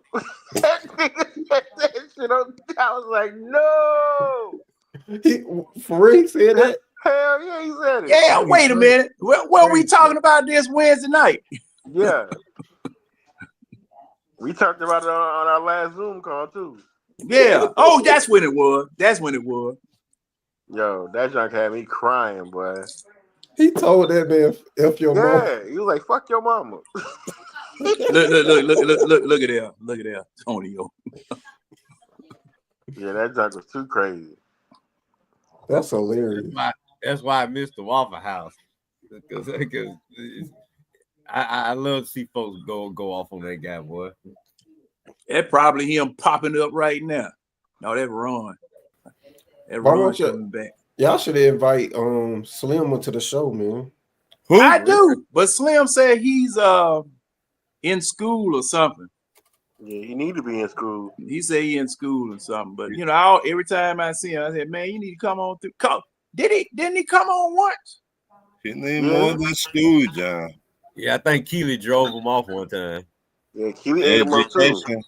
I think he did come on one time. Cause he, you know, me and him will get into it. Cause he you know, a lot of times he'll Coach say said you something got it that I don't wrong, agree Antonio. with, and we He will told have us to something discuss it. Damn. What We will school have to is he discuss in, it. man? What school is he in? All I know, he got a crayon. He got crayons and a helmet wherever he going.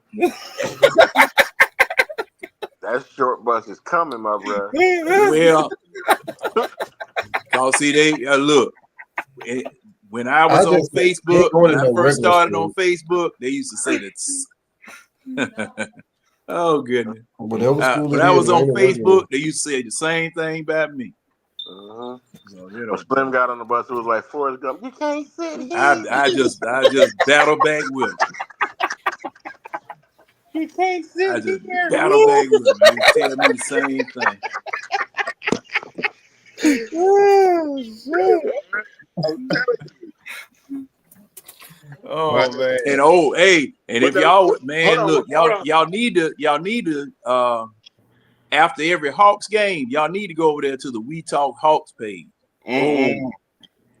Ron, no. Ron, no.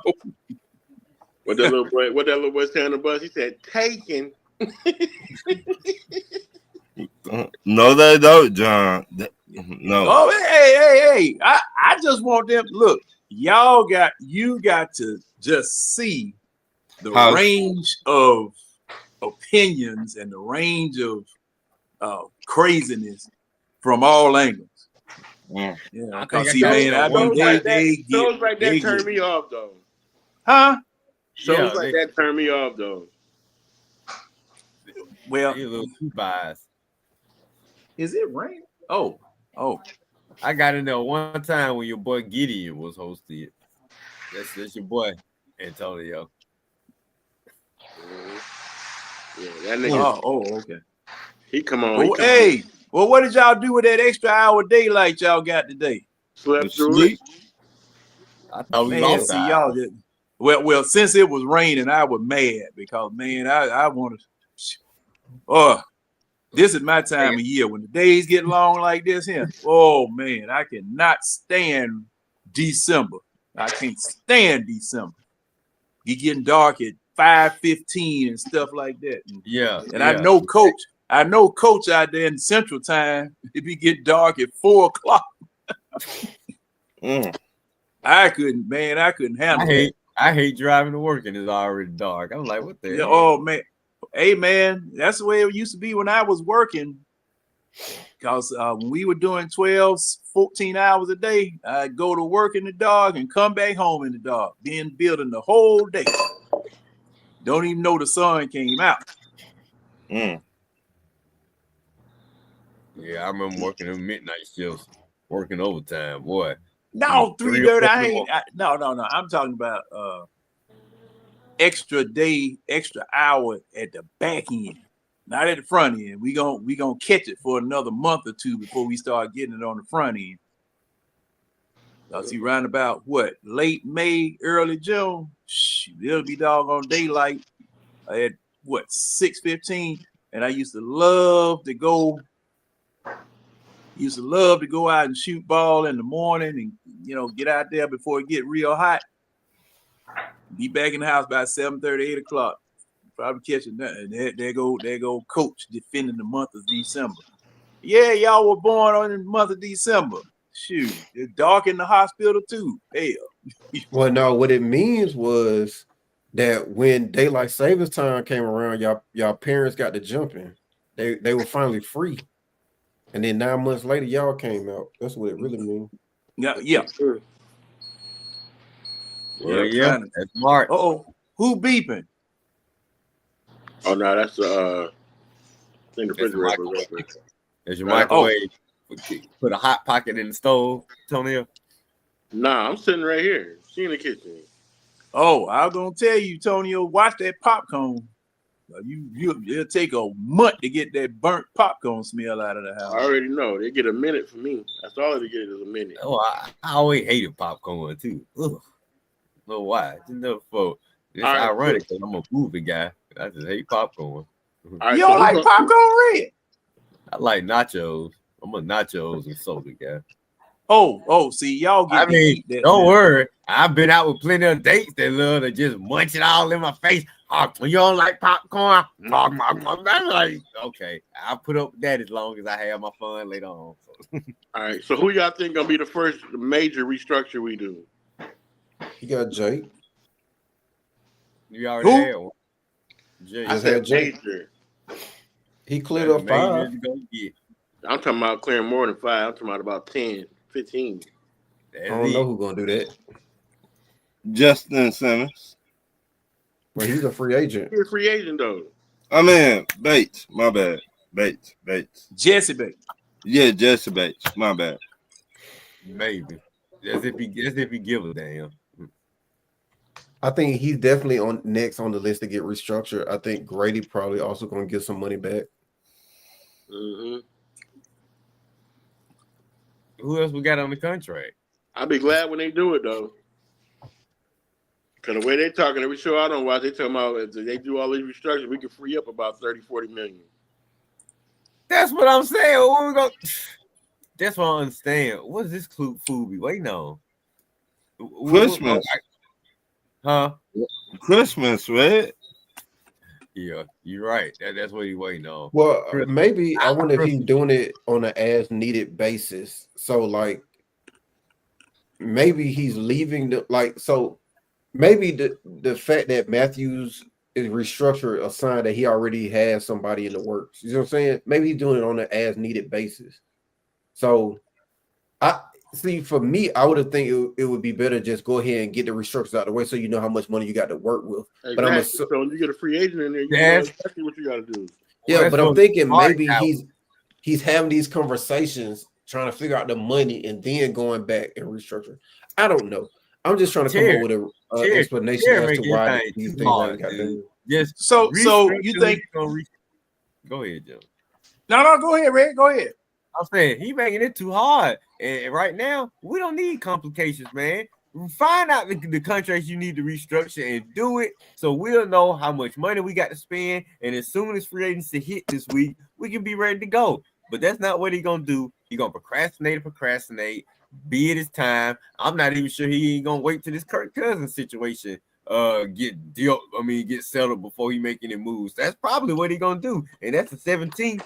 So we'll be 5 days in the free agency. If he do that, he's gonna miss out on everybody. He's gonna miss out on everybody, anybody that's worth getting. That's what I'm saying. If he's sitting there waiting for Kirk's situation to be settled, by the time he look for somebody, everybody gonna be gone. But that means he better have Kirk settled within the next 2-3 days. So, like, well, Keely, you think he's restructuring on the fly? No, what I'm saying, I'm throwing stuff out there because I don't understand why he hasn't went ahead and did it. So I'm throwing out what could possibly be the reason why, like, all these restructures haven't already been done. And I'm thinking, well, maybe he's doing it on a as needed basis. So, like, if I go and talk to so-and-so player X in free agency, and I need an additional 5, then I'll go to Jake and get that additional 5. I'm assuming. I don't know. Well, that's what I mean on the fly. Yeah, that's what I'm saying. But then when I think about it, what were we over the cap? I thought we were about $6 million over the cap, right? So last chart I saw this week on what's that dude show, Pat McAfee. Last chart I saw we were 8 million under. No, 8 million over. So yeah, Spotrac will have that information, right? So I was gonna say, well, yeah, we just did Jake deal, so it's probably a change now. But what I'm saying, so what I'm saying is Jake money wouldn't even put us under the cap at that point. Because if we are over by 8 and he only frees up 5, then we're still over by 3. No, the article I read said that we was back where we need to be. So on Spotrac it says we're in the hole about 6 million. So we're -6 in terms of cap space, -5.7. That's what I'm saying. We still up shit creek.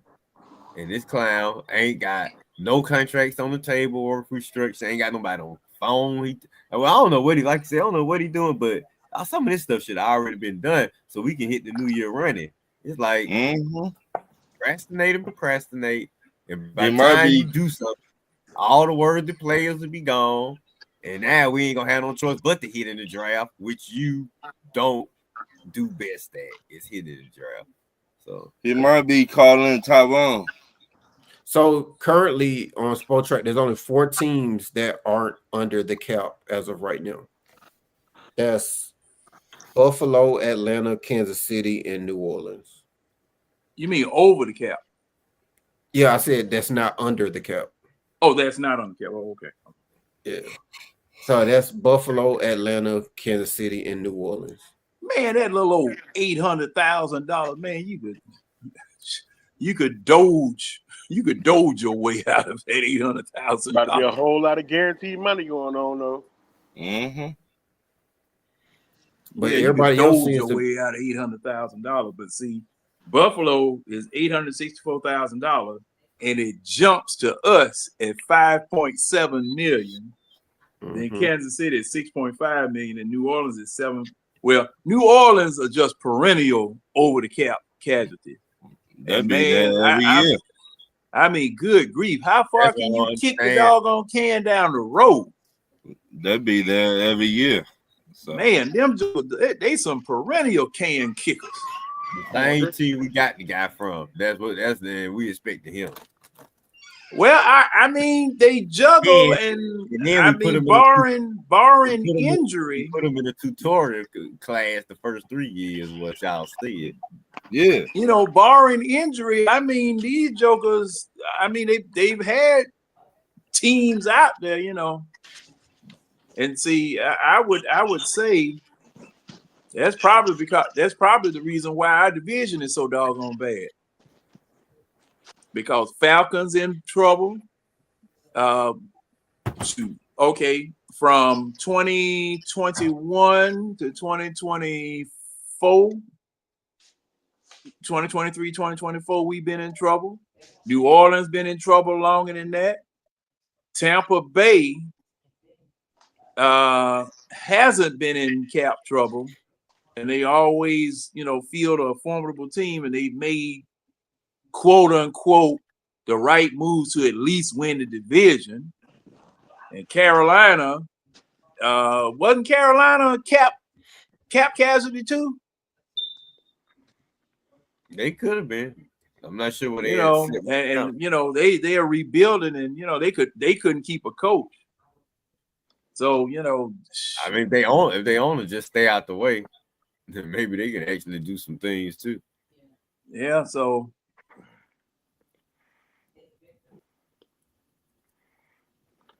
I mean, look, this week should tell us. I guess we'll have some answers. Maybe we'll have some answers by Wednesday when the eye test comes.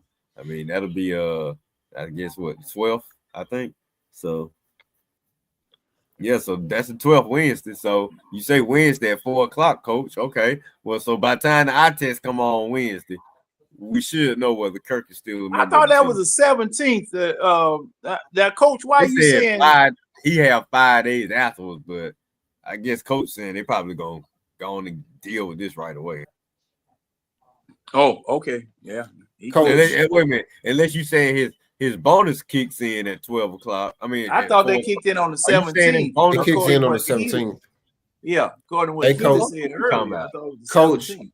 Coach, it says it kicks in 5 days after the league New Year. So it on Sport Track it says 5 days after the league New Year. So they got until the 17th to make a decision on whether or not he's owed $10 million. Yeah. I hope what just wait, I saw what Coach wrote. No, you're right, Coach. The 12th is the start of the new year, of the league year. But per contract, it says he's due 5 days after the start of the new year, that roster bonus. So he's not due the 10 mil on the first day of the new year, but 5 days after. So you're right. It is the first day of the new year on the 12th. That's when I guess you can technically start signing people for free agency. But Kirk money is due on the 17th, which is 5 days after the start of the league new year. So I got that. So, Coach, I got the information from Spotrac and on Google.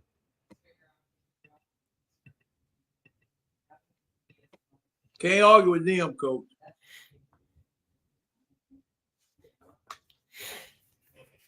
So I think that's kind of I don't know. That's going, but I do think because that's weird because if let's say I think we still may hear something before then because like those jobs are gonna start drying up. So the 12th, the first day of the new year, and I'm pretty sure they already negotiated nil, right? But I think Kirk agent ain't gonna wait till no 17. He gonna want to get something done now. But because here's my thought process. I don't know how it's gonna work out because, like, all right, let's say you are the Jets, right, or any team that's interested in Kirk, right? I don't know what free agent quarterbacks are out there that's left, but are you gonna wait all the way to the 17th to go get your quarterback when if those quarterbacks start disappearing in free agency, which is on the 12th? So I wonder how that's gonna go. Because the Jets don't have but $39 million to spend. And I think Aaron Rodgers is Aaron Rodgers headed to the Giants, right? So they gotta find a quarterback for somewhere, the Jets. And man, good grief, New England got $121 million to spend. And a rookie quarterback. Good grief. And a high draft pick. I mean, they go find a weapon for him early in the draft. Yeah, you can make over that roster pretty quick. Yeah, I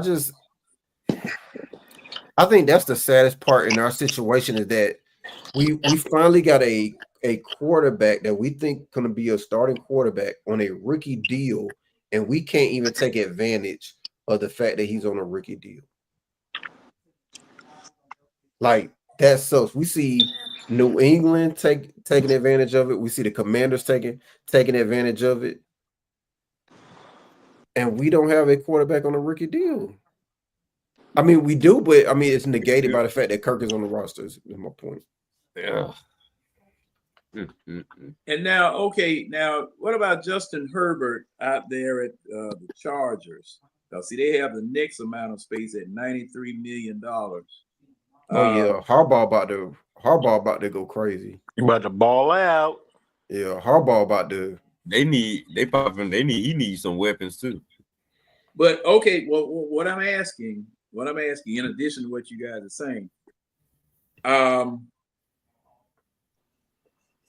what kind of deal is Herbert on? How much time does he have left? Oh, he on his big deal right now. Yeah, I think they already paid him. Yeah, he on his max deal. Okay. So him being on his max deal and you still having $93 million to spend. Ooh, boy. Yeah, he got a 5-year 262. That's good GMing right there.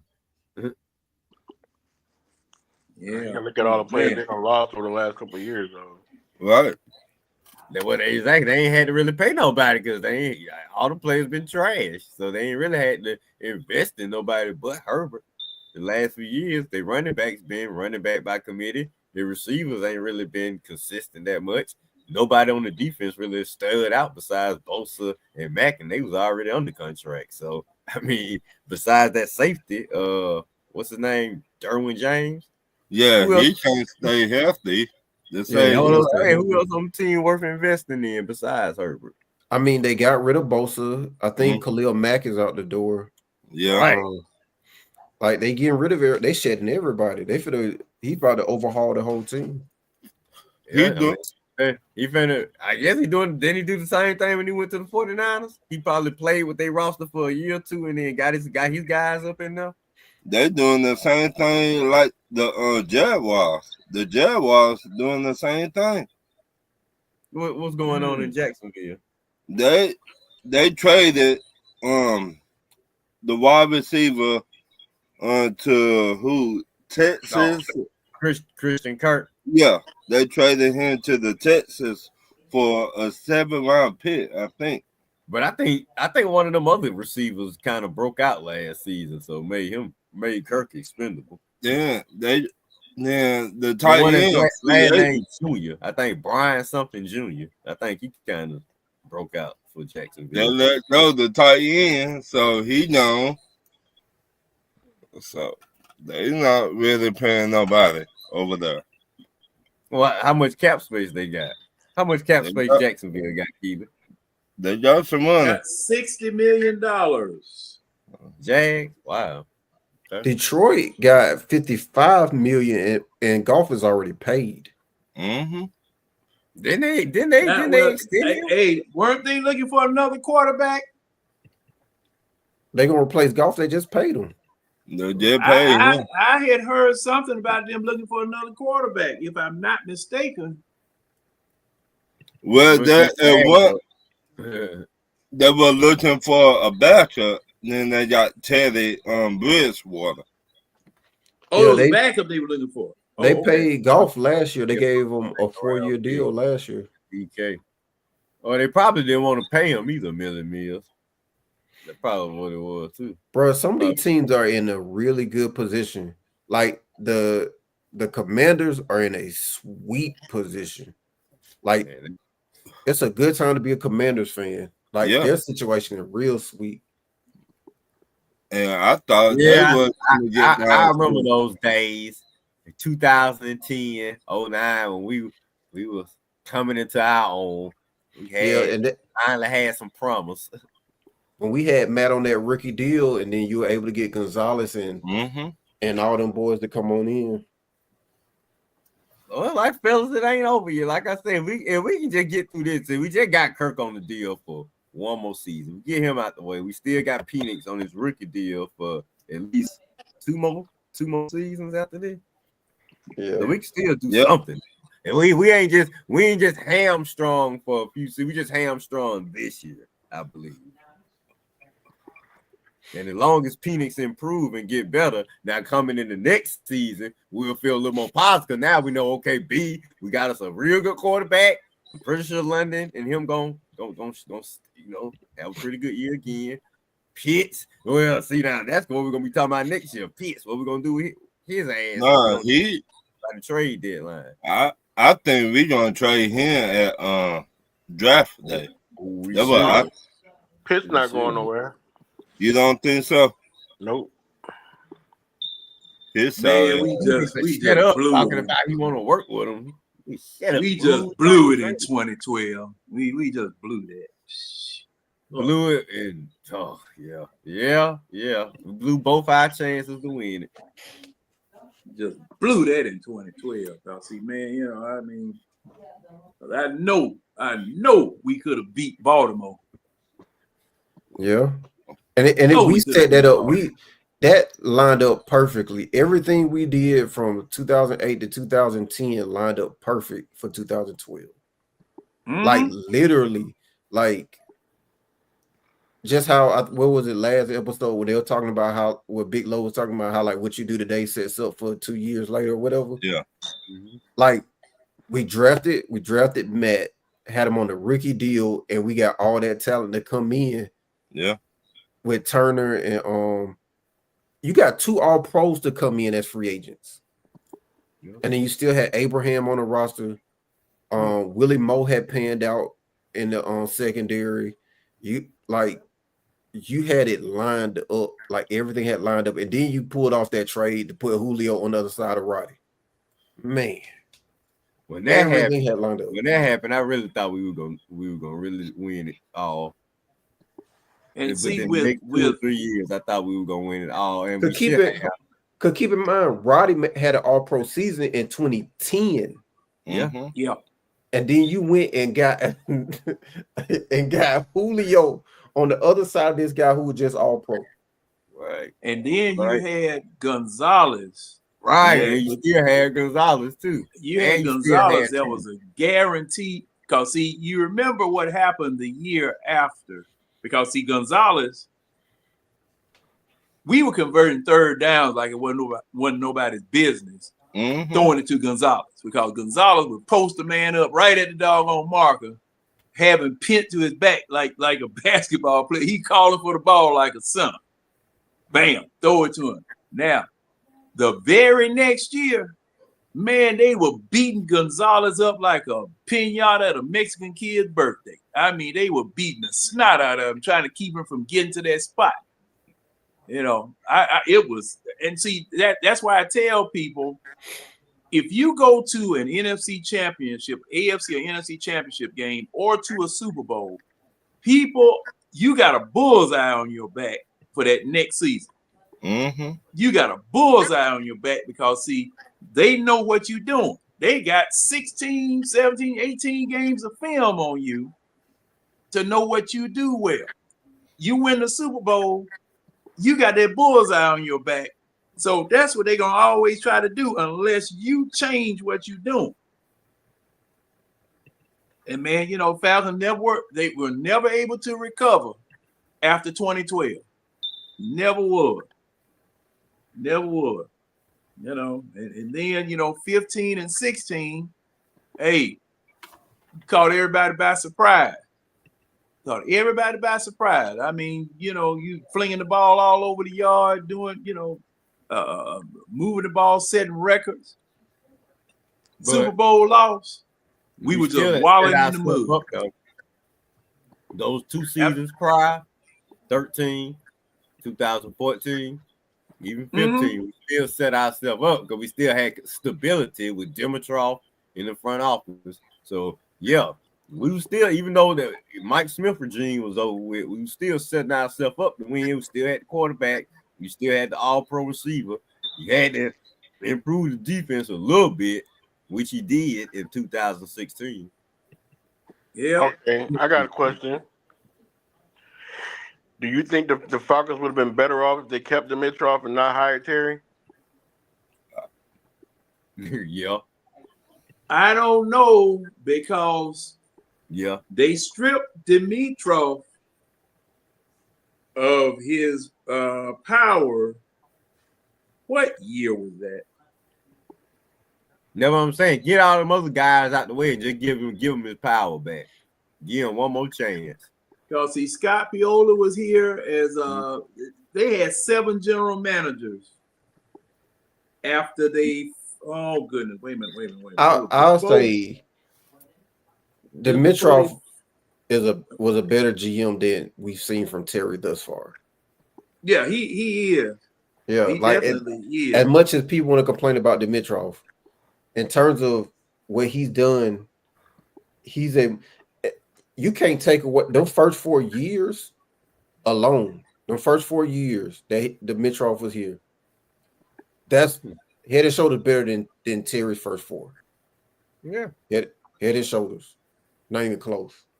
And we ain't having all these questions, like the questions that we have now about Terry. We didn't have all these questions about like Dimitrov, and see, we knew more than likely he was gonna draft the guy that he needed to draft. If it was the cornerback we needed, he was gonna draft a cornerback.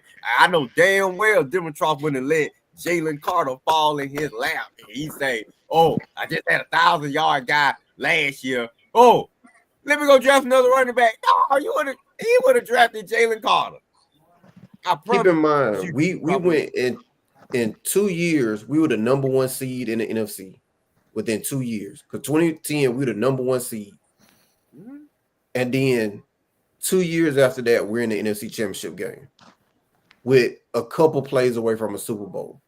Like what Dimitrov did as a GM the first 4 years, head and shoulders better than what Terry had done. And we can't say it was necessarily a worse situation, because like what Dimitrov walked into was also bad, coming off the Vic situation, and then what the whole thing was just that he was smart enough to start his rebuild with a quarterback.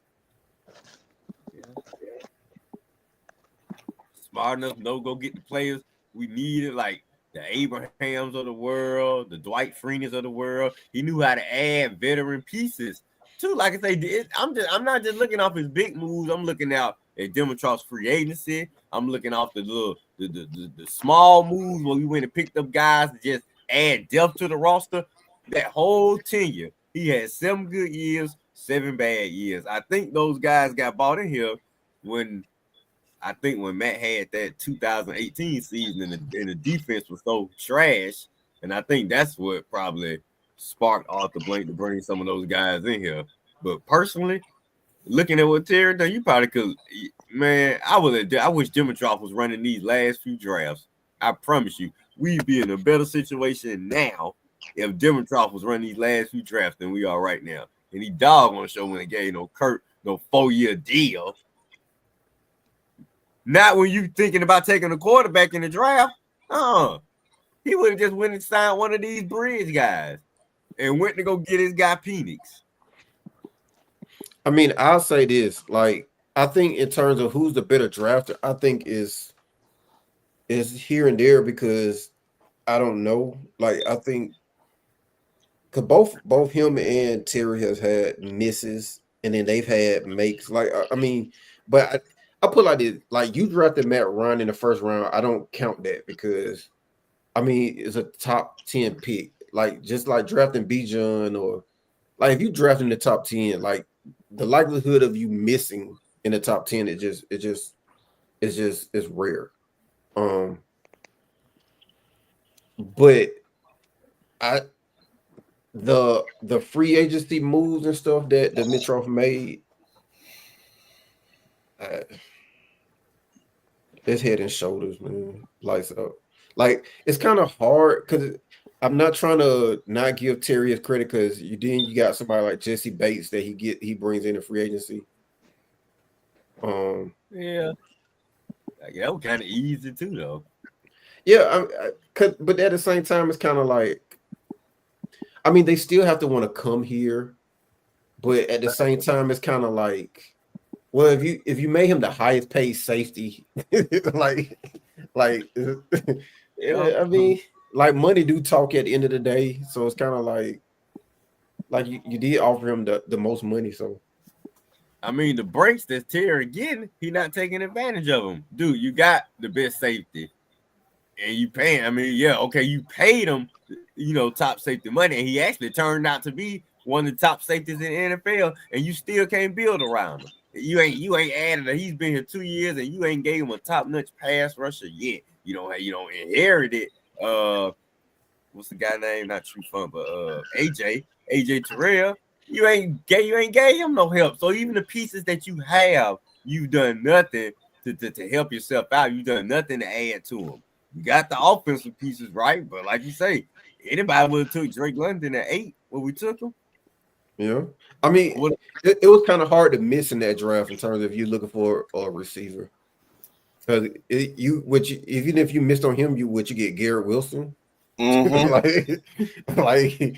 I mean, it's kind of You screwed up the first pick by drafting Pitts. Anybody, you should have took Card over John. But if you had, they were trying to replace Julio with him. Pitts. If you look at when we traded Julio to Tennessee, they were trying to get his replacement. To me, it was supposed to be Julio, Kyle Pitts, then Drake London. You think we should just kept Julio until he just couldn't play no more? Yeah. And we would not be having all the problems if we would have kept Julio Jones, Kyle Pitts, then Drake London, and Julio just. I don't think keeping Julio was an option though. That's true too. So I was ready to get rid of Julio anyway, though. To be honest, I would rather when he said what he said on TV. That to me, where I come from, that's not how you do business. No, I was ready when his ass stayed hurt all the time.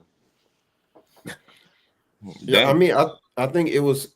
I would have loved for Julio to just have retired because I would have loved for him to just retire as a Falcon, but you could tell those injuries were starting to slow him down. And you got to look at it. Julio did nothing once he left us. Yeah, he was trying to chase the ring. He just wasn't the same player. Like those injuries just piled up on him. Yeah, we get the most out of our offensive guys. You ain't gonna leave us. Defense. We ain't gonna let none of our offensive guys leave us with much left in the tank now. Julio feet kind of look like Deion feet. Oh shit! I mean, we defense the offense, but defense is the problem. Well, that's what your boy's supposed to be handling this year. So, like I say, he's not my boy. I don't claim that fool. That's what the Falcons boy supposed to be handling this year. Like I say, the defense. Yeah, well, we settled with it.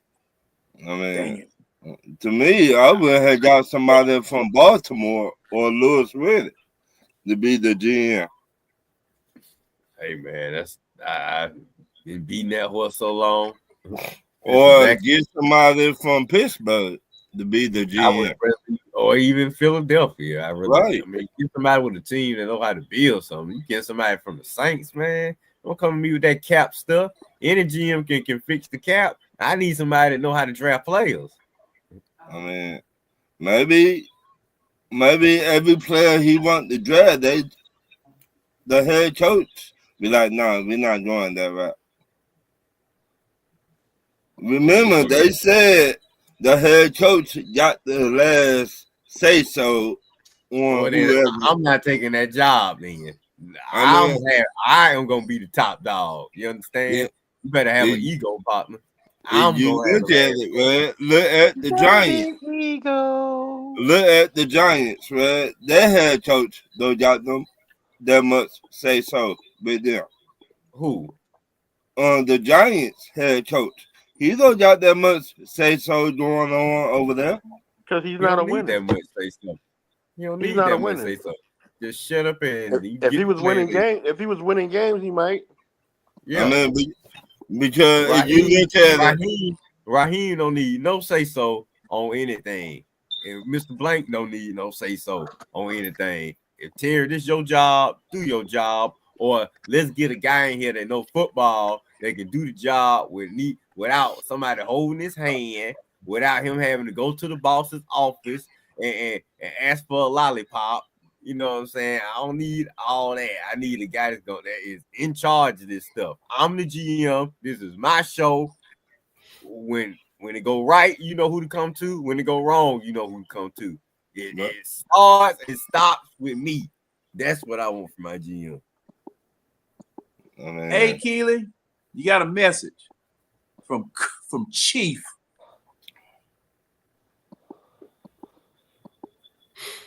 Appreciate it, Chief. This one is from the the Dan Quinn era. This is old. This is when he had that versus all y'all. Mm-hmm. This is one of those slogans that Quinn had and was rocking. Dan Quinn. So this one came from Was that the year after the Super Bowl? I believe so. Then he said embrace the suck. Yeah, embrace the suck.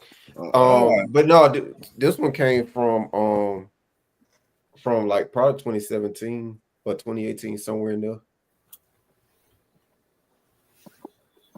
Like I try not to buy stuff. If it's free, I He grab said it. free. He said free. Yeah, so like every year, they have like when you every year, because I being a season ticket holder, whatever, you get free memorabilia. Like you get to pick items or whatever. Mm. So and then sometimes they'll have like discount codes or times where you go into the Falcon shop and grab stuff. So if it's on sale or if it's free, like I try not to I try to get all my gear during that time, that way I can just save money. Shit, let me have my change. Shit. And all, like, for example, all them, when you be seeing those blinged out chains that people be wearing in the stadium and all that stuff, Mm-hmm. they got it. Most of them got it for free. It's the same thing. Like you get to pick, like every single year, you get to pick which items and stuff. And some of them fools actually pick that little chain. I be picking like jackets and hoodies and stuff that I can actually wear to the game and stuff. So they come out with different stuff every year. right? Mm-hmm. Okay. So like man, they used to put like on the tags of it, it'll tell you what year. So it's like okay, 23 or 24, season ticket holder or whatever gear. Shoot. But ain't nothing you want to know right now. No, not at present. All right. Well, gentlemen, I got to get up early in the morning. This was a good little, quick little show, debate show. Most definitely. Man, NFL ticker. Yeah, and to the audience out there, when we can, we will be reactionary. We will pop up, have shows. I was thinking, Winston said he was gonna come on. I sent him a couple of messages letting him know that we were on, Man, but I guess he was on vacation with his wife. I never thought. Okay, all right, yeah, all right. I thought he was free the way he was talking, but the way now that I think back about the way he always, John, come on, now, John. I see you guys were talking. I was eating. I didn't say nothing. You guys were talking. I was eating. Don't put me in that one. When I didn't know what was going Winston on. And Mrs. Thornton, we knew. Okay, and yeah. As a matter of fact, I saw that picture that he had posted outside of I guess out of the hotel room or whatever, where they were looking at the skylight and seeing. Shoot, New York City, man. Shoot, there's so much New York City. Ain't but so much you're gonna be able to see out of one window in one borough.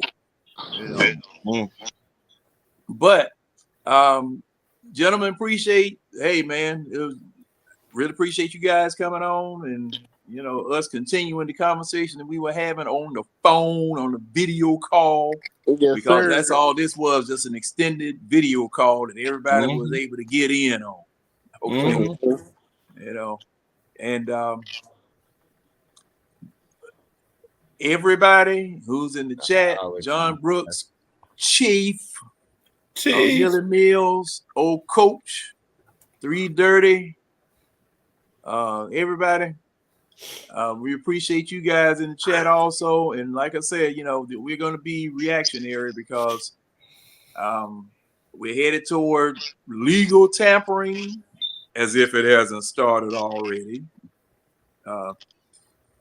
Free agency, the draft, National Football League has made it where football can be talked about all year freaking long. And hey, whenever we have anything to talk about, we will be here to talk about it. Mm-hmm. So with that being said, gentlemen, this special assignment, everybody's going to get an A. Because this special assignment, we get some extra credit. Just in case you miss some classes later on, you'll be able to use this A to get you out of school. You'll be able to march with the rest of the class when you graduate. Mm-hmm. You too, Tonio. I'm gonna come up with the LD class. Okay, well, I ain't gonna even say that behind that. No. Hey guys, I'm out of here. Bye Yes, bye. sir. That boy's be easy. Deuces.